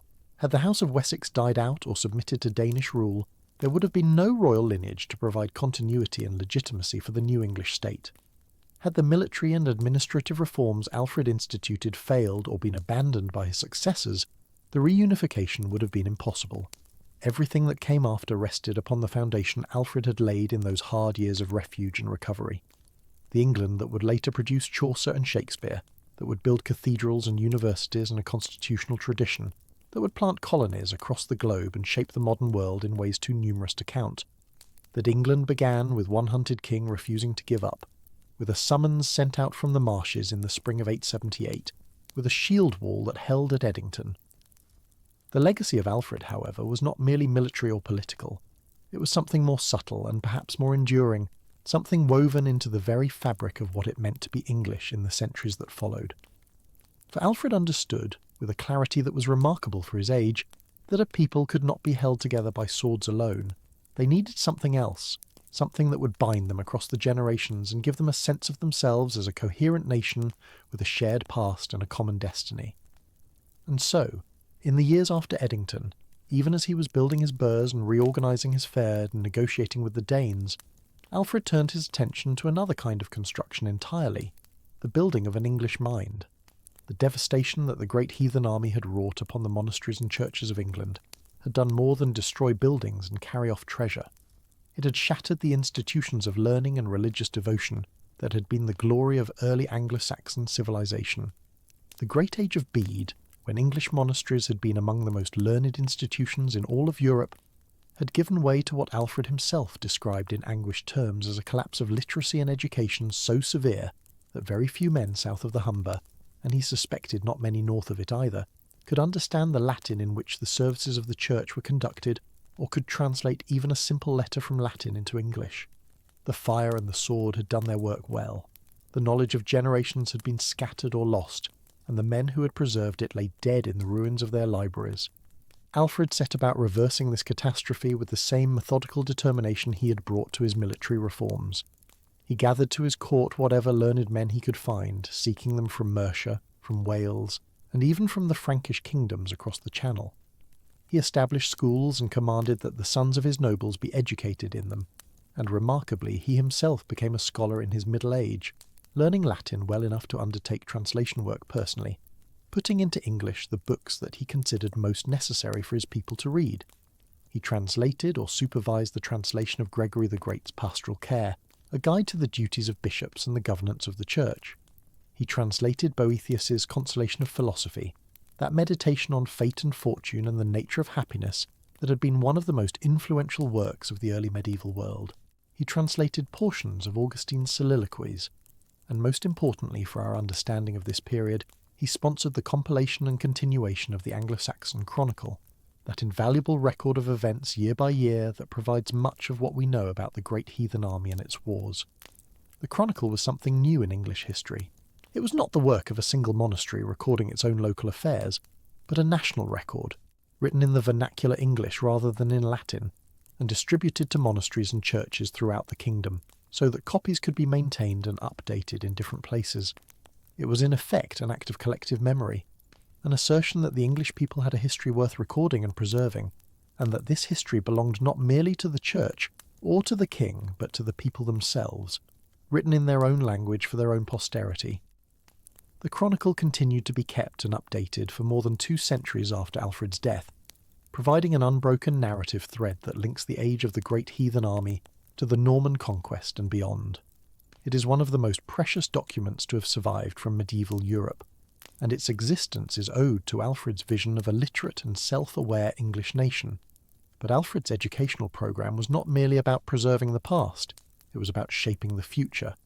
By insisting that the sons of his nobles be educated, Alfred was creating a governing class that could read and write, that could administer the increasingly complex apparatus of the state, that could communicate across distances and maintain records and conduct the business of kingdom in ways that a purely oral culture could not. The burghs he built required administration. The fyrd he reformed required organisation. The kingdom he was constructing out of the chaos of the Viking wars needed officials and judges and scribes, men who could think systematically and record their work. Alfred was building, consciously or unconsciously, the infrastructure of a medieval state, and education was as essential to that project as fortifications and ships. There is something deeply poignant about this image of the war-weary king, his body racked by the painful illness that afflicted him throughout his adult life, sitting by candlelight in his hall at Winchester, and labouring over his translations, pausing to insert his own reflections and glosses into the text, working to make the wisdom of the Latin fathers accessible to readers who knew only English. He was not a natural scholar. He had come to learning late, after a youth spent in the camps and battlefields of the Viking wars.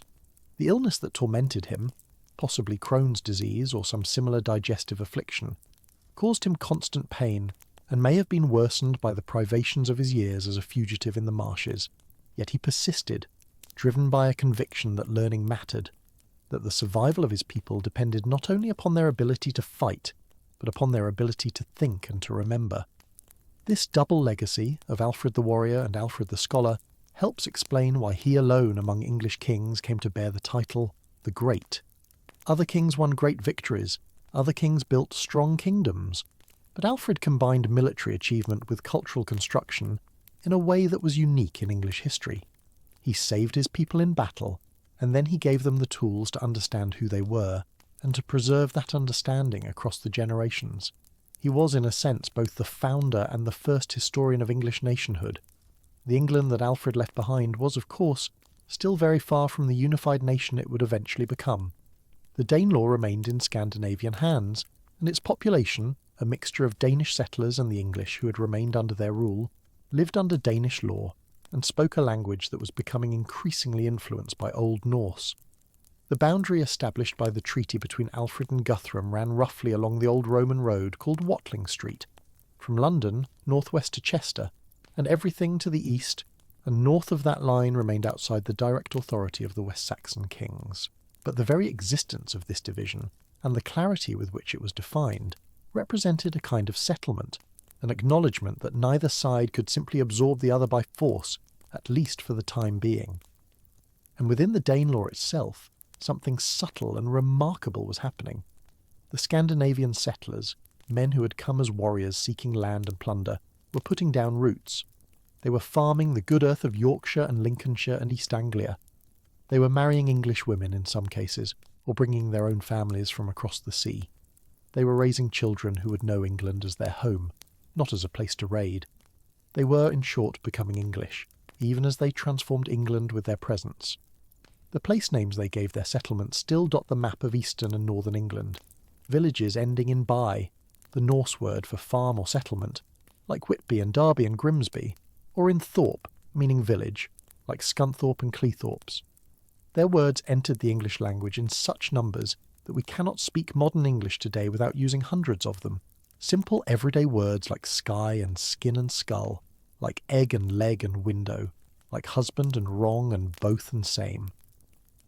The language of the great heathen army became part of the language of England, woven so deeply into the fabric of English speech that most speakers have no idea they are using words their ancestors learned from Scandinavian settlers more than 1,000 years ago. This process of assimilation was gradual and uneven, and it unfolded over several generations.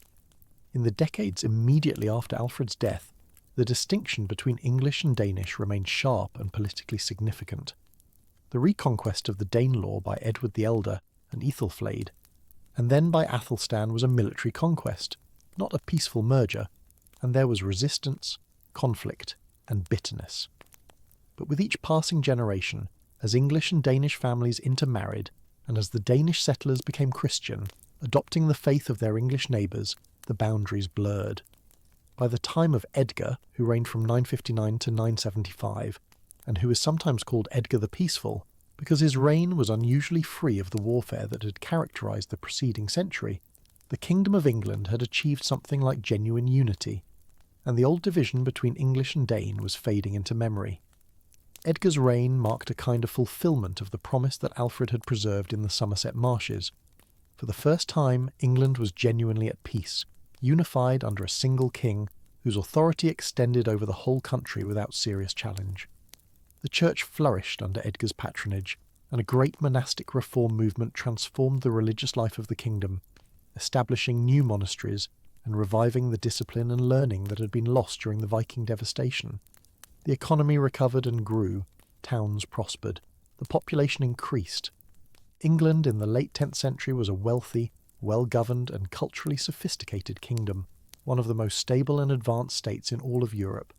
It had come an unimaginably long way from the desperate winter of 878, when the last English king had crouched by a peasant's fire in the marshes and watched his kingdom burn. But history does not grant permanent victories. The peace of Edgar's reign proved to be only a respite, and the very wealth and stability that England had achieved made it once again an irresistible target. For even as the descendants of the great heathen army were becoming Englishmen, even as the old distinctions faded and the kingdom grew strong, across the North Sea the Scandinavian homelands themselves were changing.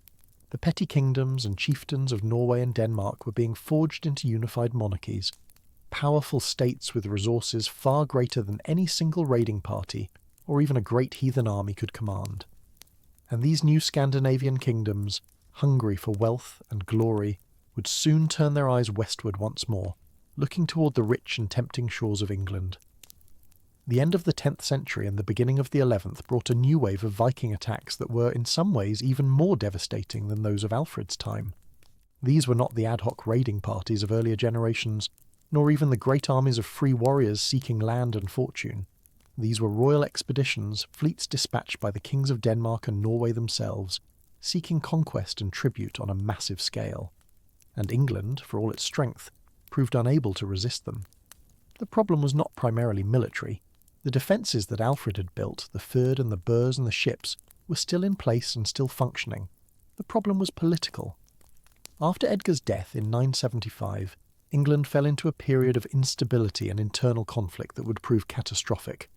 Edgar's two sons, Edward and Ethelred, were rivals for the throne, and in 978 the young King Edward was murdered by supporters of his half-brother, who then took the crown as Ethelred II. This bloody beginning to the reign cast a long shadow over everything that followed. Ethelred was never able to command the united loyalty of his kingdom. Factions and rivalries festered. The great nobles pursued their own interests at the expense of the common defence. And into this weakened and divided England, the new wave of Vikings came like wolves upon a stricken flock. It began with raids in the 980s, attacks on the coasts that seemed at first like a return to the bad old days before Alfred's reforms. But these raids were larger and better organised than anything England had seen in decades, and they were only the beginning. In 991, a great fleet arrived off the coast of Essex, led by a Viking commander named Olaf Tryggvason, who would later become King of Norway. The English fjord marched to meet them at a place called Malden, where the Vikings had established themselves on a tidal island connected to the mainland by a narrow causeway. The battle that followed became famous in English literature, preserved in a great vernacular poem that is one of the masterpieces of Anglo-Saxon verse. The poem tells how the English leader, an ealdorman named Byrhtnoth, made the fateful decision to allow the Vikings to cross the causeway and fight on equal terms, a gesture of aristocratic valour that proved to be a catastrophic error. The battle turned against the English, Byrhtnoth was killed, and the fjord was defeated. Some of the English warriors fled, but others, the poem tells us, stood and fought to the death around their fallen lord, their resolve stiffening as their situation became more desperate, speaking defiant words that have echoed through the centuries. Thought shall be the harder, heart the keener, mood shall be the more, as our might lessens. The defeat at Malden was a disaster, but what followed was perhaps more damaging to the English spirit. Rather than continue the fight, King Ethelred chose to pay the Vikings to go away. He gathered a vast tribute of silver and gold, the first payment of what came to be called the Danegeld, and handed it over to Olaf Tryggvason in exchange for a promise to leave England in peace. The sum was staggering, £10,000 of silver according to the sources, and it set a precedent that would haunt England for the next 2 decades. For the Vikings discovered that England could be milked. Why fight for plunder when the English king would simply pay you to go away? And so they came back, again and again, and each time the price of peace rose higher. The reign of Ethelred, who was later given the nickname the Unready, though the Old English term meant not unprepared but poorly counselled, became a long nightmare of raid and tribute, invasion and desperate defence, punctuated by moments of savage violence that revealed how completely the hard-won unity of England was breaking down.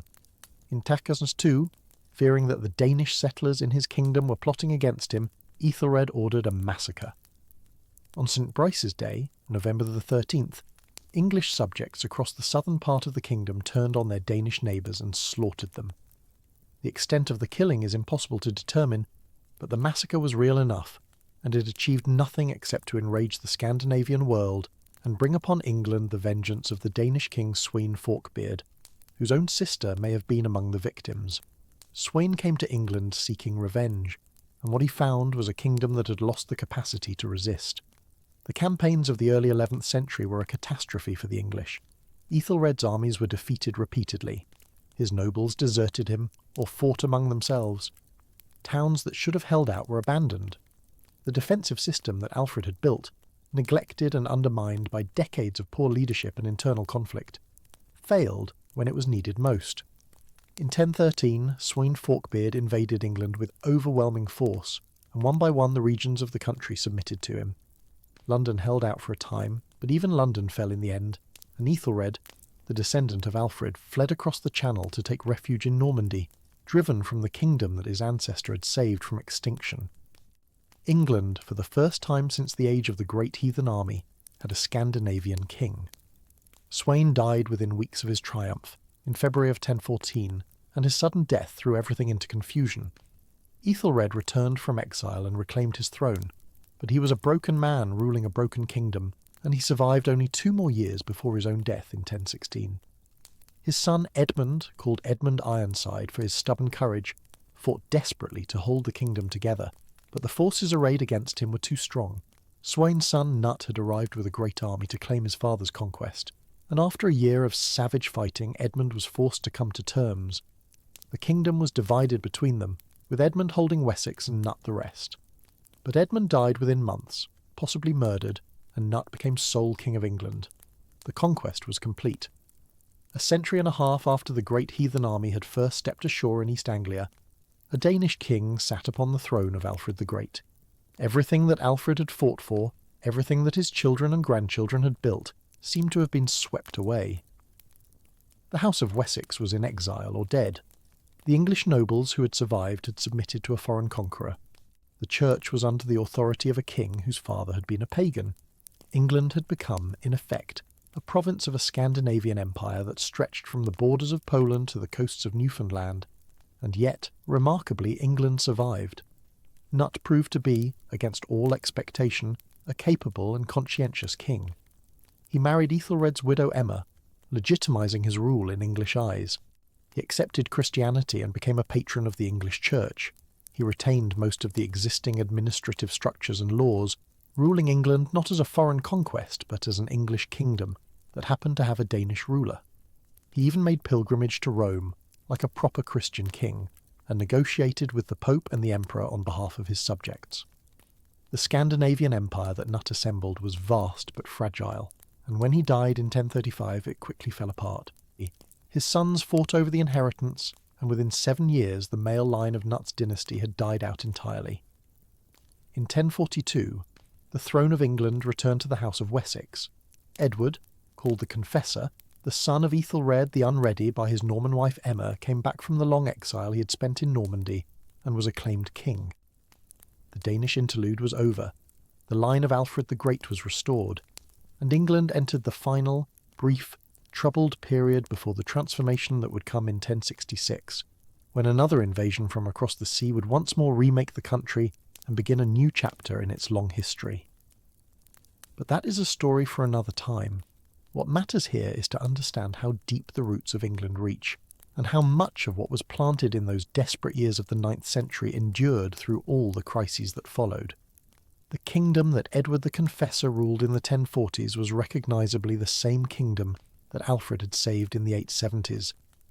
The administrative structures, the legal traditions, the ecclesiastical organisation, even the language of government, all bore the imprint of what the kings of Wessex had built over the intervening generations. The Scandinavian conquests had changed much, had left their mark on the land and the language and the blood of the people, but they had not erased what had come before. The England that would face the Normans in 1066 was still, in essential ways, Alfred's England. The kingdom that one hunted fugitive had refused to surrender in a winter marsh. And perhaps this is the deepest truth that emerges from the story of the great heathen army and the kings who fought it. Civilizations are fragile, They can be shattered by force, overrun by invaders, broken apart by internal division and decay. But they are also resilient, in ways that are not always visible at the moment of crisis. Something survives, some thread of continuity, some memory of who a people were and what they valued. And from that thread, if there are men and women with the will and the vision to grasp it, a whole civilization can be rewoven. Alfred grasped that thread in the marshes of Somerset. His descendants carried it forward through the long work of reconquest and unification. And when the thread seemed to break entirely under the Danish kings, it proved to have merely gone underground, waiting to be taken up again. The physical traces of those ancient struggles are faint now, worn away by more than a millennium of change. The burhs Alfred built have been built over many times, their earthworks buried under medieval walls and modern streets. The battlefields of Ashdown and Eddington are quiet farmland, their locations disputed by scholars. The bones of the warriors who fell have long since returned to the earth. Even the languages they spoke have changed so completely that an English speaker today could not understand a word of what Alfred said, would hear only the strange music of an alien tongue. But in the place, names scattered across the map of England, in the legal concepts embedded in the common law, in the very structure of the sentences we speak, something of that vanished world persists. The ending in, by that marks a Danish farmstead, the ending in Thorpe that marks a Danish village, the ending in Thwaite that marks a Danish clearing in the forest, these fragments of the Old Norse tongue are scattered across the north and east of England like archaeological debris, evidence of the settlers who came with the great heathen army and stayed to work the land their warriors had conquered. In the basic vocabulary of daily life, words that no speaker of English could do without, the legacy of those Scandinavian centuries endures. The word sky is Norse, the word egg is Norse, the word window, the word husband, the word law itself, all carry the imprint of the Danes who settled in the Danelaw and whose descendants mingled with the English population until the two peoples became indistinguishable. The very pronoun they, which we use 100 times a day without thinking, is a gift from the Norse settlers to the English language, replacing an older English word that had become confusingly similar to the word for he. When an English speaker today says they are going to take the law into their own hands, they are using 3 words, they, take and law, that entered the language through the Scandinavian settlements of the 9th and 10th centuries. The conquest left marks that could not be erased even when the political structures that produced them had long since vanished. And yet the Scandinavian presence in England was not merely a matter of conquest and settlement. It was also a matter of transformation, of fusion, of the creation of something new from the collision of 2 cultures. The England that emerged from the Viking Age was not the England that had existed before, nor was it simply a Scandinavian colony wearing English clothes. It was a hybrid, a synthesis, a country that bore the imprint of both its constituent peoples and that would carry forward elements of each into the centuries ahead. The administrative sophistication of the Anglo-Saxon state, the tradition of written law and royal record-keeping that had been developed in Wessex, merged with the commercial dynamism and the maritime skills of the Scandinavian world. The great trading cities of the Danelaw, York above all, became nodes in the vast network of Norse commerce that stretched from Greenland to Constantinople, from Ireland to the rivers of Russia. The silver that flowed through these networks enriched England and connected it to a wider world. The English became, in a sense, part of the North Sea community, linked by blood and trade and shared history to the Scandinavian peoples, across the water, in ways that would shape English politics and culture for centuries to come. The church too was transformed by the experience. The great monasteries of Northumbria and East Anglia, which had been the glories of early English Christianity, were destroyed or scattered by the Viking raids, their treasures plundered, their libraries dispersed, their communities killed or driven into exile. The golden age of Lindisfarne and Jarrow, the age of Bede and Alcuin, was brought to a violent end. But Christianity did not perish. The church in Wessex survived, protected by Alfred's victories, and became the foundation for a revival of English learning that Alfred himself fostered with passionate determination. New monasteries were founded, old traditions were recovered, and as the Scandinavian settlers in the Danelaw accepted Christianity, as they did in large numbers over the course of the 10th century, the Church extended its influence into the conquered territories, building new parishes and new institutions upon the ruins of the old. The Christianity that emerged from this process was changed by the encounter. It bore traces of the Scandinavian world, accommodating older beliefs and practices in ways that horrified later reformers, but it was still recognisably Christian, still connected to the great tradition of Western Christendom, still part of the community of faith that stretched from Rome to the furthest edges of the known world. There is something almost miraculous in the survival, something that defies the cold logic of historical probability. The great heathen army had every advantage. It was larger, better organised, more mobile, and more experienced than anything the divided English kingdoms could put into the field against it. It came at a moment of maximum English weakness, when the old kingdoms were exhausted by decades of raiding and internal conflict. It had no compunction about striking in winter, about breaking oaths, about exploiting every weakness it could find.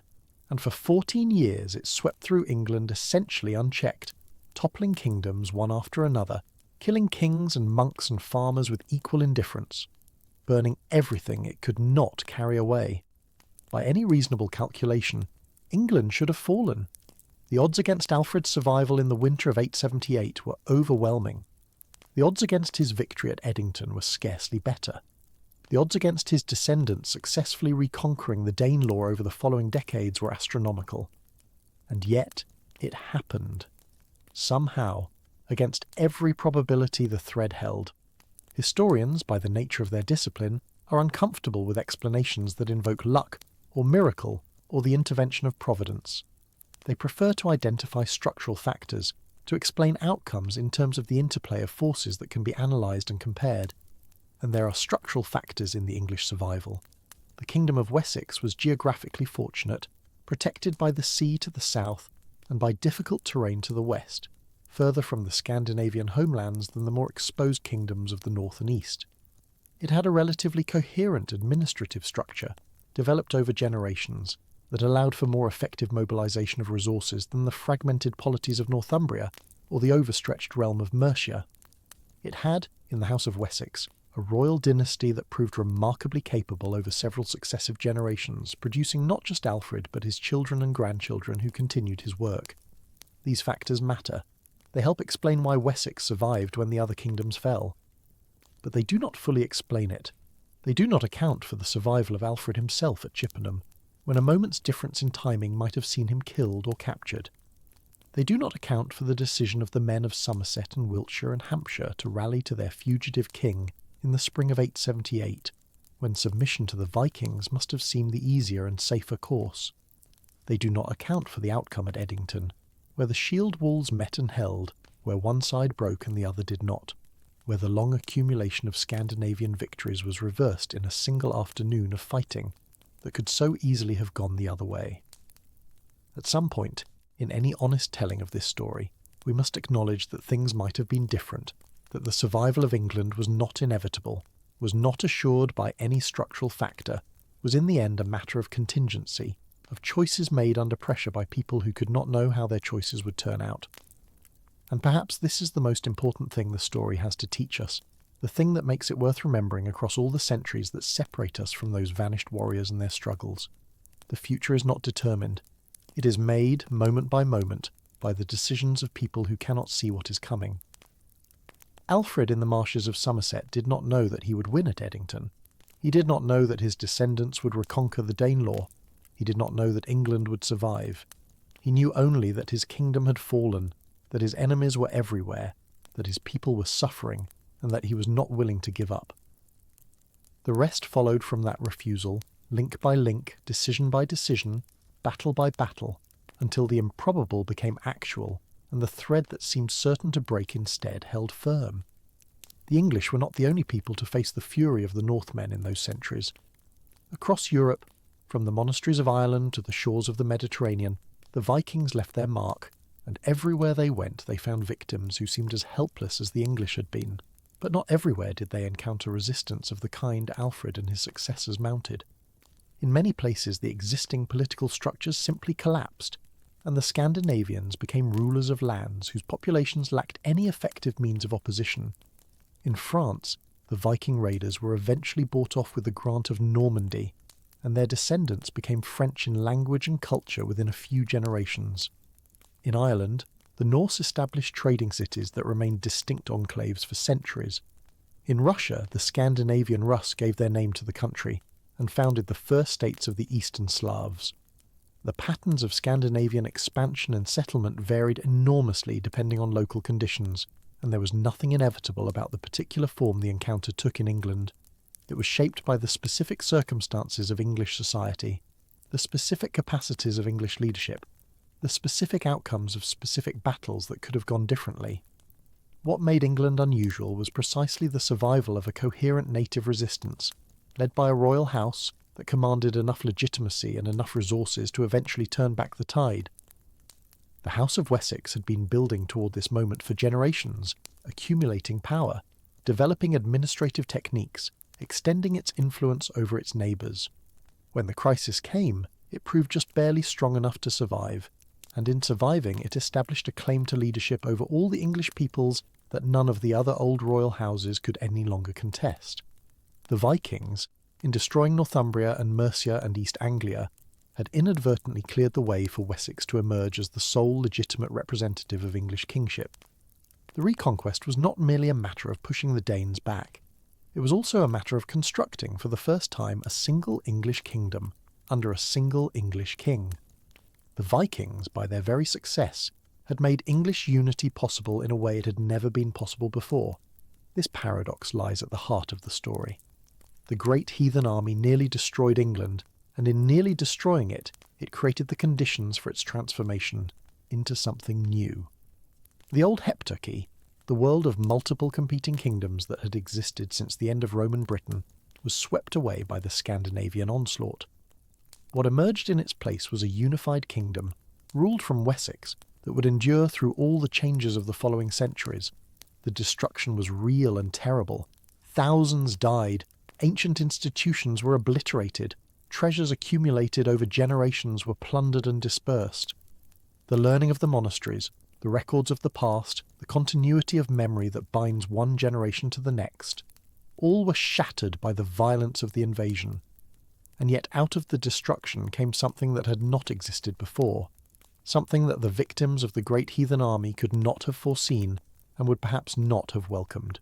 The nation of England, born in crisis, forged in war, shaped by the collision of peoples that the invasion set in motion. It is a pattern that recurs throughout history, this emergence of new forms from the wreckage of the old. The Roman Empire fell, and out of its fall came the medieval kingdoms of Europe. The medieval kingdoms were transformed by the upheavals of the early modern period, and out of those upheavals came the nation-states of the modern world. Each transformation involved terrible suffering, the loss of much that was valuable, the death of countless people who did not deserve to die. And yet each transformation also opened possibilities that had not existed before, allowed new forms of organisation and cooperation and achievement to emerge. The people who lived through these transformations could not see the pattern.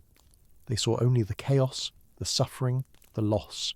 It is only in retrospect, with the cold eye of historical distance, that we can discern the larger shape, can see how the destruction of one order made possible the emergence of another. But we should be careful about drawing too much comfort from this observation.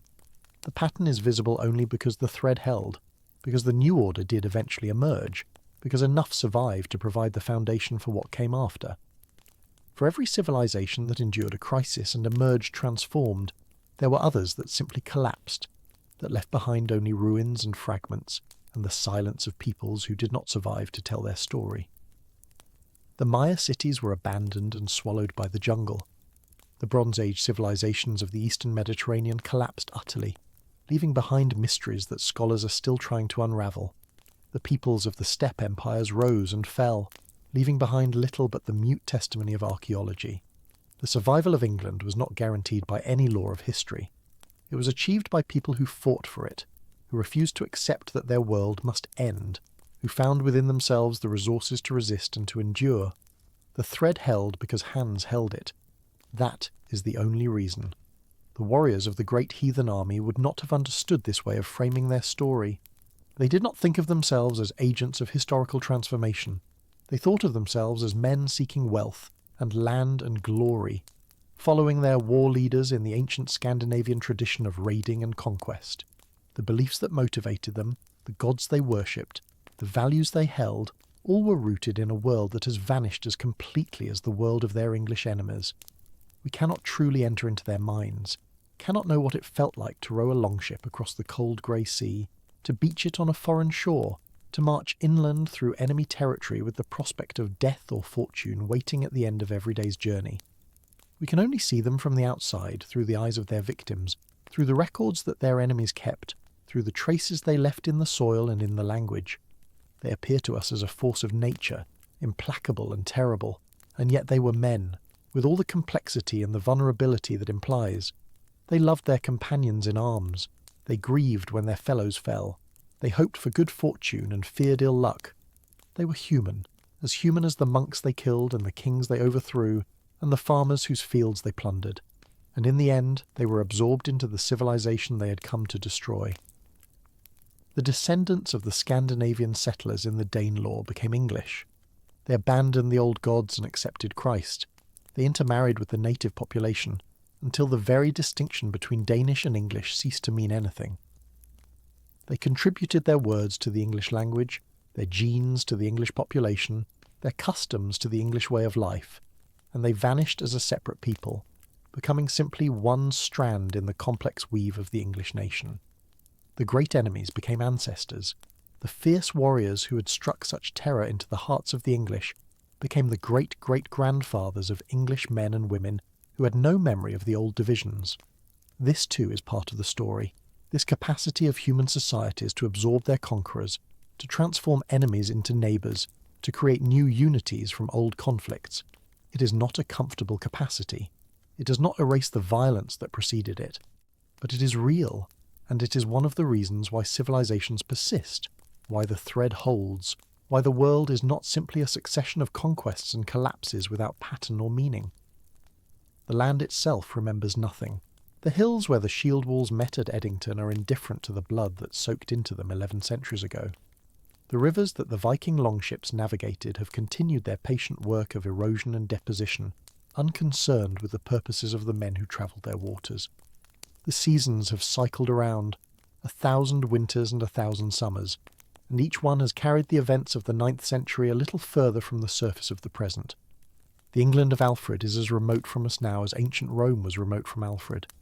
We study it through texts that have been copied and recopied, through artefacts dug from the earth, through the patient work of scholars trying to reconstruct a vanished world from fragmentary evidence. What we recover is always partial, always filtered through our own preoccupations and limitations, always more uncertain than we would like it to be. The dead cannot correct our misunderstandings. They can only lie silent in the earth while we construct our narratives about them. And yet we keep telling the story.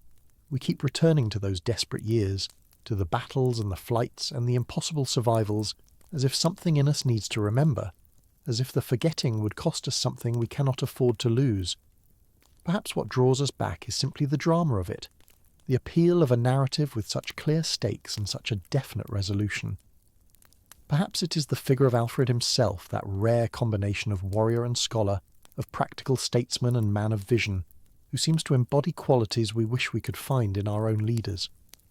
Perhaps it's the strangeness of the world, so different from our own, and yet somehow ancestral to it, a world in which the issues were simpler, or at least seemed simpler, in which courage and determination could still tip the balance, in which an individual's choices genuinely mattered. We look back at that world and we see, or think we see, a clarity that our own more complicated age has lost. But the clarity is partly an illusion, a product of historical distance. The people who lived through those years did not see clearly. They did not know what was coming. They did not understand the significance of what was happening to them. Alfred in his marsh stronghold at Athelney did not know he was the future father of his country. He knew only that he was cold and tired and hunted, that his kingdom had fallen, that his people were suffering, and that he was running out of time. The clarity we perceive is retrospective, imposed by our knowledge of how the story turned out. To the people living through it, everything was murky, uncertain, terrifying in its unknowability. They made their choices in darkness, hoping for the best, fearing the worst, unable to see more than a few steps ahead. That is how everyone always lives, in every age, including our own. The choices we make in darkness are the only choices we ever make. We tell ourselves otherwise, constructing retrospective certainties to comfort us, but the truth is that every decision of consequence has been made by someone who could not see the outcome, someone standing in the fog of the present moment and stepping forward anyway. Alfred, stepping out of the marshes to summon his scattered kingdom to battle, did not know he would win at Edington. He knew only that he had to try, that the alternative was extinction, and that the men who came to his summons deserved a king who would lead them rather than hide.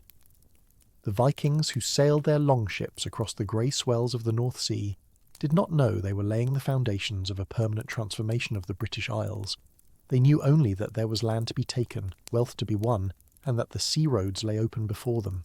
The monks of Lindisfarne, who woke to the sound of axes splintering their chapel doors, did not know they were witnessing the first tremor of an earthquake that would reshape the entire political geography of northwestern Europe. They knew only that they were about to die, and that their prayers had not saved them. History is lived forwards and understood backwards, and the gulf between those two experiences is where most of the meaning resides. We have traced the arc of the great heathen army from its landing on the East Anglian coast to its final defeat at Edington, and from Alfred's darkest hour to his patient construction of a kingdom that could defend itself. But there is more to tell. Threads that extend forward into the centuries that followed, echoes that reverberate through time in ways that the participants could never have anticipated. For the story of the great heathen army is not simply a story about a war that was won or lost.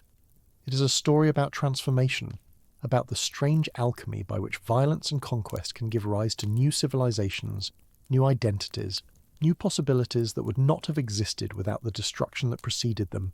Consider for a moment the fate of the Danelaw, that great swathe of northern and eastern England where the Scandinavian settlers made their homes after the fighting subsided. In the decades and centuries that followed Alfred's victory, this region remained distinct, marked by its own laws and customs and patterns of landholding, populated by families who still remembered their origins in Denmark and Norway. The language spoken in the Danelaw was different from the English of Wessex, shot through with Norse words and grammatical structures, and this linguistic influence would leave a permanent mark on the evolution of the English tongue. Words that we use today without a second thought, words like sky and window and egg and husband and take and die, came into English from the Norse spoken by the Danelaw settlers. The very fabric of the language was rewoven by the Scandinavian presence, and when you speak English today, you are speaking a language that carries within it the traces of the great heathen army and the settlements that followed in its wake. The place names of England tell the same story. Across the north and east, the landscape is marked with the fingerprints of the Scandinavian settlers, villages and towns whose names end in by and thorpe and thwaite, Norse suffixes meaning farmstead and settlement and clearing. Whitby and Grimsby and Derby and Scunthorpe and Cleethorpes and Braithwaite, and hundreds of others, each name a small memorial to a family that came across the sea more than a millennium ago and made a home in a conquered land. You can trace the boundaries of the Danelaw even today simply by mapping the distribution of these place names, watching them cluster thickly in the north and east, and thin out as you move south and west into the old heartland of Wessex. The land itself has been inscribed with the memory of the invasion, written into its very geography in letters that can still be read if you know how to look. But the most profound transformation was not linguistic or geographic. It was political and cultural, the slow fusion of two peoples into one. Alfred's descendants did not simply conquer the Danelaw and drive out its inhabitants. They incorporated it, absorbing the Scandinavian settlers into an expanding English kingdom, extending to them the protection of English law while respecting many of their own customs and traditions. Over generations, the sharp distinction between English and Dane softened and blurred. Intermarriage became common. Families of mixed descent became the norm rather than the exception. The Christianity that Alfred had insisted Guthrum embrace spread through the Danelaw and took root, so that the children and grandchildren of the heathen warriors who had burned monasteries and martyred saints became themselves devout Christians, building churches of their own, endowing their own religious houses, praying to the same God their ancestors had defied. The violence of the invasion gave way to the quiet work of assimilation, and by the time a few centuries had passed, the very memory of the distinction between Dane and Englishman had faded from ordinary consciousness. This is the pattern that recurs throughout history. the pattern that makes the study of the past so morally complicated and so resistant to simple judgments. The invasions and conquests that look like pure catastrophe to those who suffer them become, over the long term, ingredients in the creation of something new, something that would not have existed without the destruction that preceded it. The England that emerged from the crucible of the Viking Age was not the same England that had existed before. The patchwork of separate kingdoms that the great heathen army had found and very nearly destroyed. It was something different, something unified, something larger and more coherent, and in certain ways more powerful than anything that had existed on the island before. The terrible pressure of the Scandinavian invasions had forged the separate English kingdoms into a single nation, just as a smith hammers separate pieces of metal into a single blade. The very threat that had nearly destroyed them had, in the end, made them stronger, binding them together in a unity that persecution and common danger had created, and that peace and prosperity could never have produced. Does this justify the violence? Does it redeem the monasteries burned and the monks slain and the kings martyred and the ordinary people whose names were never recorded who suffered and died in the long years of war? Of course not. Nothing justifies suffering. Nothing redeems it. The people who died at Lindisfarne did not die so that England could be unified. The people who fled from Chippenham in the winter of 878 did not flee so that their great-great-grandchildren could live in a more coherent political community. They suffered because fortune was cruel to them, because they happened to be alive in a time and place where the currents of history were running violently, and because the men who came across the sea with axes and spears had the power to harm them and chose to use it. The long view of history in which catastrophes become catalysts and destructions become foundations is not a justification. It is simply an observation, a recognition that the world is strange enough that terrible things sometimes have consequences that are not themselves terrible, and that this strangeness does not excuse anything but merely complicates our understanding. The great heathen army, and the transformation it wrought, is also a reminder of how contingent everything is, how dependent the shape of the present is upon accidents and decisions that could so easily have gone otherwise. We have already noted how close Alfred came to capture or death at Chippenham, how near the last English kingdom came to extinction. But there are other contingencies woven through the story, moments where a different choice or a different outcome would have sent history careening down an entirely different path. What if Guthrum had refused baptism and the Peace of Wedmore had never been concluded? What if Alfred had died young, as so many of his brothers had, before he ever had the chance to prove himself at Edington? What if the great heathen army had coordinated its movements better, striking at Wessex and Mercia simultaneously, rather than picking them off one at a time? What if Edmund of East Anglia had chosen submission rather than martyrdom, preserving his kingdom as a buffer between the Scandinavians and the south? Each of these possibilities represents a branch point, a moment where the story could have turned in a different direction, and the cumulative weight of all these contingencies should humble anyone who thinks that the past unfolded according to some inevitable logic or predetermined plan. The past was not inevitable. It was made, moment by moment, by people who did not know what they were making, who were simply trying to survive the day, to protect what they loved, to do what seemed best or necessary in the circumstances they faced. Alfred did not set out to become the founder of a united England. He set out to save his kingdom from destruction, and everything else followed from that. The Vikings, who formed the great heathen army, did not set out to create the Danelaw, or to reshape the English language, or to contribute their blood and their culture to the creation of a new people. They set out to win glory and wealth, and everything else was consequence, unintended and unforeseen. History is the sum of all these individual intentions and accidents, colliding and combining in patterns that no one designed and no one controlled, producing outcomes that would have astonished everyone involved if they could have known what was coming. And this is perhaps the deepest lesson that the story of the great heathen army has to offer us. Not a moral lesson about courage or resistance or the importance of preserving civilization, though all of those themes are present, but a lesson about the nature of time and change and human agency. We live inside history. We cannot see it from outside. We cannot know which of our actions will matter and which will be forgotten, which of our choices will have consequences that ripple through centuries and which will vanish without a trace. We can only do what seems best to us in the moment, act according to our understanding of the circumstances, and trust that the cumulative effect of all these individual actions will produce something worth having, even if we cannot know what that something will be. Alfred did not know he was saving England. He only knew he had to try. And that is all any of us can ever know. The land where all this happened lies quiet now beneath the weight of 11 centuries. The rivers still flow to the sea, though their courses have shifted and their banks have been shaped and reshaped by human hands. The hills where armies clashed are green and peaceful, grazed by sheep, crossed by footpaths that tourists walk on summer afternoons.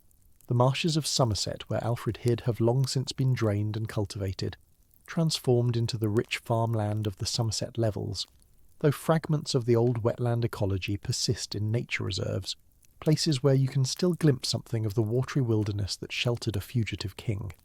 The city of York, the old Roman Eboracum that the Vikings called Jorvik, still stands, a living city with a living history, where you can descend into the archaeological excavations beneath the modern streets and see the remains of the Viking settlement, the preserved timbers of their houses, the objects they made and used and discarded.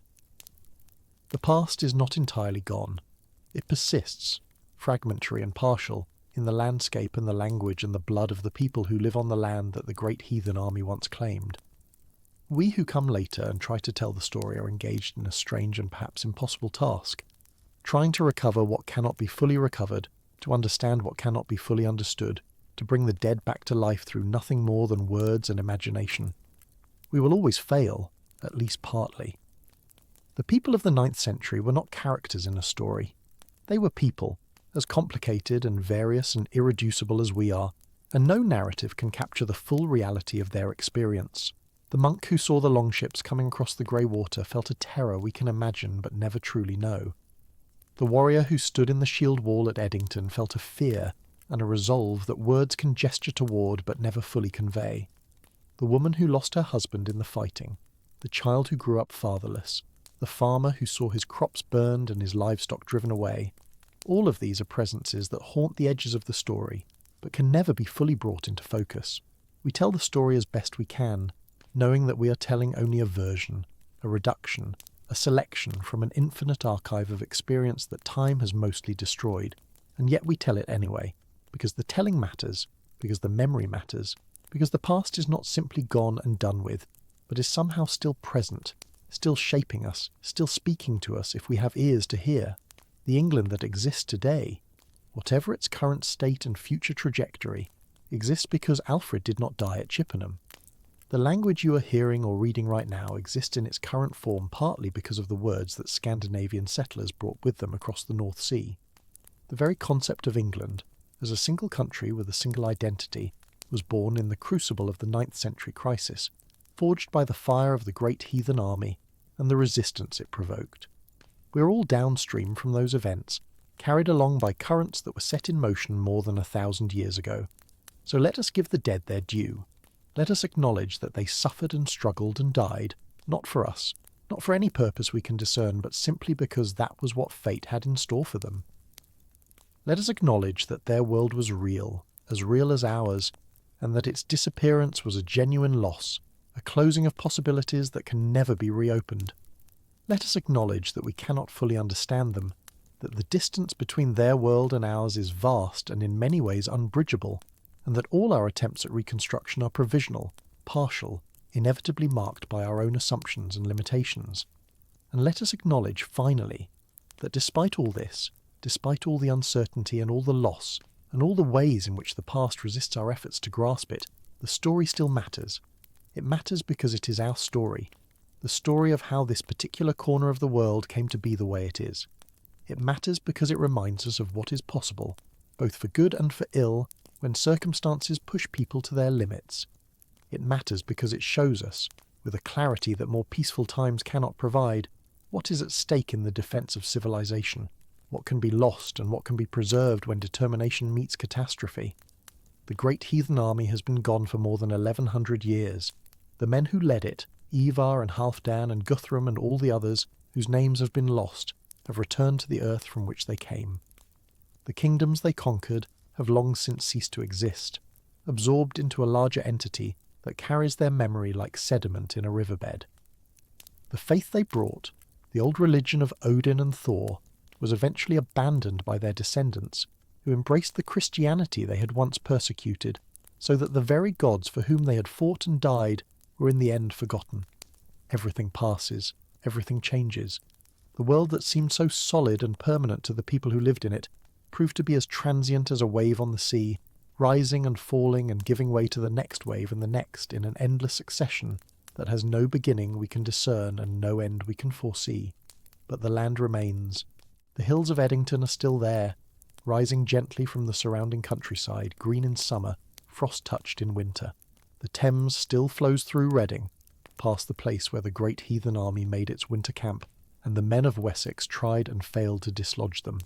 The Isle of Athelney, where Alfred gathered the remnants of his kingdom and prepared his desperate counter-strike, is no longer an island, the marshes that surrounded it having long since been drained, but the church that was later built there still stands, a quiet memorial to what happened in that place. You can walk through these landscapes today, on an ordinary afternoon, and if you know what you're looking for, you can glimpse traces of the old story everywhere, in the shape of the land, in the names of the villages, in the ruins and the standing stones and the ancient trackways that the armies once followed. The land remembers in its own mute way, even when the people have forgotten, and we remember too, imperfectly and incompletely, but we remember. We tell the story to each other, passing it down through the generations, shaping it and reshaping it to meet the needs of each new age. The great heathen army has been many things to many people over the centuries, a symbol of chaos and destruction, a source of romantic fascination with the Viking world, a reminder of national vulnerability, a case study in military history, a lens through which to examine questions of identity and assimilation, and the creation of nations. It will continue to be reinterpreted and reimagined as long as there are people interested in the past, as long as the story of how England came to be seems worth telling. The dead cannot object to what we make of their memory. They can only lie silent in the earth while we construct our meanings around them. The night has grown deep around us now, and the old story has run its course. The longships have come and gone. The kingdoms have fallen and risen. The battles have been fought. The peace has been made, and the long, slow work of transformation has begun. The fire in Alfred's hearth at Athelney has burned down to embers and ash. The stars that shone over Eddington on that May morning in 878 have shifted in their courses. The constellations no longer quite where they were, though to our eyes they look the same. The darkness that surrounds us is the same darkness that surrounded those ancient people as they lay down to sleep after their struggles, not knowing if they would wake to victory or defeat, to survival or extinction. They could not see the future. They did not know how the story would end. They knew only that they were tired, and that the night was long, and that the dawn, when it came, would bring whatever it brought. And what came, in the end, was morning. The darkness passed. The world went on. The children of the warriors grew old and had children of their own, and the children of those children, and so on down through the centuries until we arrive at the present moment, in which someone is telling this story and someone else is listening to it, connected by nothing more than words and memory to those distant people who struggled through their own desperate times. They're gone now, utterly gone, except for the traces they left behind. But the traces are enough. They are enough to remind us that this land was fought for, that this language was shaped by hands that held axes as well as pens, that this quiet and peaceful present was purchased by people who could not have known what they were purchasing, who simply did what seemed necessary and hoped for the best. The hope was not misplaced. The kingdom survived. The culture endured. The story was preserved, imperfect and fragmentary, but preserved, passed from hand to hand across the centuries like a flame that refuses to go out. And now, in the quiet of this hour, with the night deep around us and sleep approaching, we are the ones holding that flame, if only for a moment, before we pass it on to whoever comes after. The story of the great heathen army is no longer theirs alone. It is ours too, a part of the vast inheritance we receive from the past and will bequeath to the future. The wind that once filled the sails of the longship still blows across these islands. The tides that carried the fleet of the great heathen army up onto the East Anglian shore still rise and fall along the coast. The stars wheel overhead in their ancient patterns, indifferent to the small human dramas that unfold beneath them, indifferent to kingdoms won and lost, to battles decided and peace concluded, to all the sound and fury of the human world. And somewhere beneath those stars, beneath the quiet English earth, The warriors of the great heathen army and the men of Wessex who faced them have long since become indistinguishable, their bones mingled with the soil, their quarrels forgotten, their fierce identities dissolved into the deep anonymity of the past. They are gone, but England remains, and the land that almost ceased to be an English land remembers them still, in its own silent way, in the shape of the hills and the names of the villages and the words we speak without knowing where they came from. It remembers the burning monasteries and the fallen kings. It remembers the fugitive in the marshes and the battle on the downs. It remembers the peace that was made and the transformations that followed. It carries all of it, the violence and the hope and the long patient work of becoming, folded into its ancient soil like a secret it will never quite tell. Sleep now, the story is done. And somewhere beyond the edge of memory, in the darkness before dawn, 1,000 years ago, a man is rising from the reeds of Athelney with an army at his back, and the future of a nation rides with him into the morning.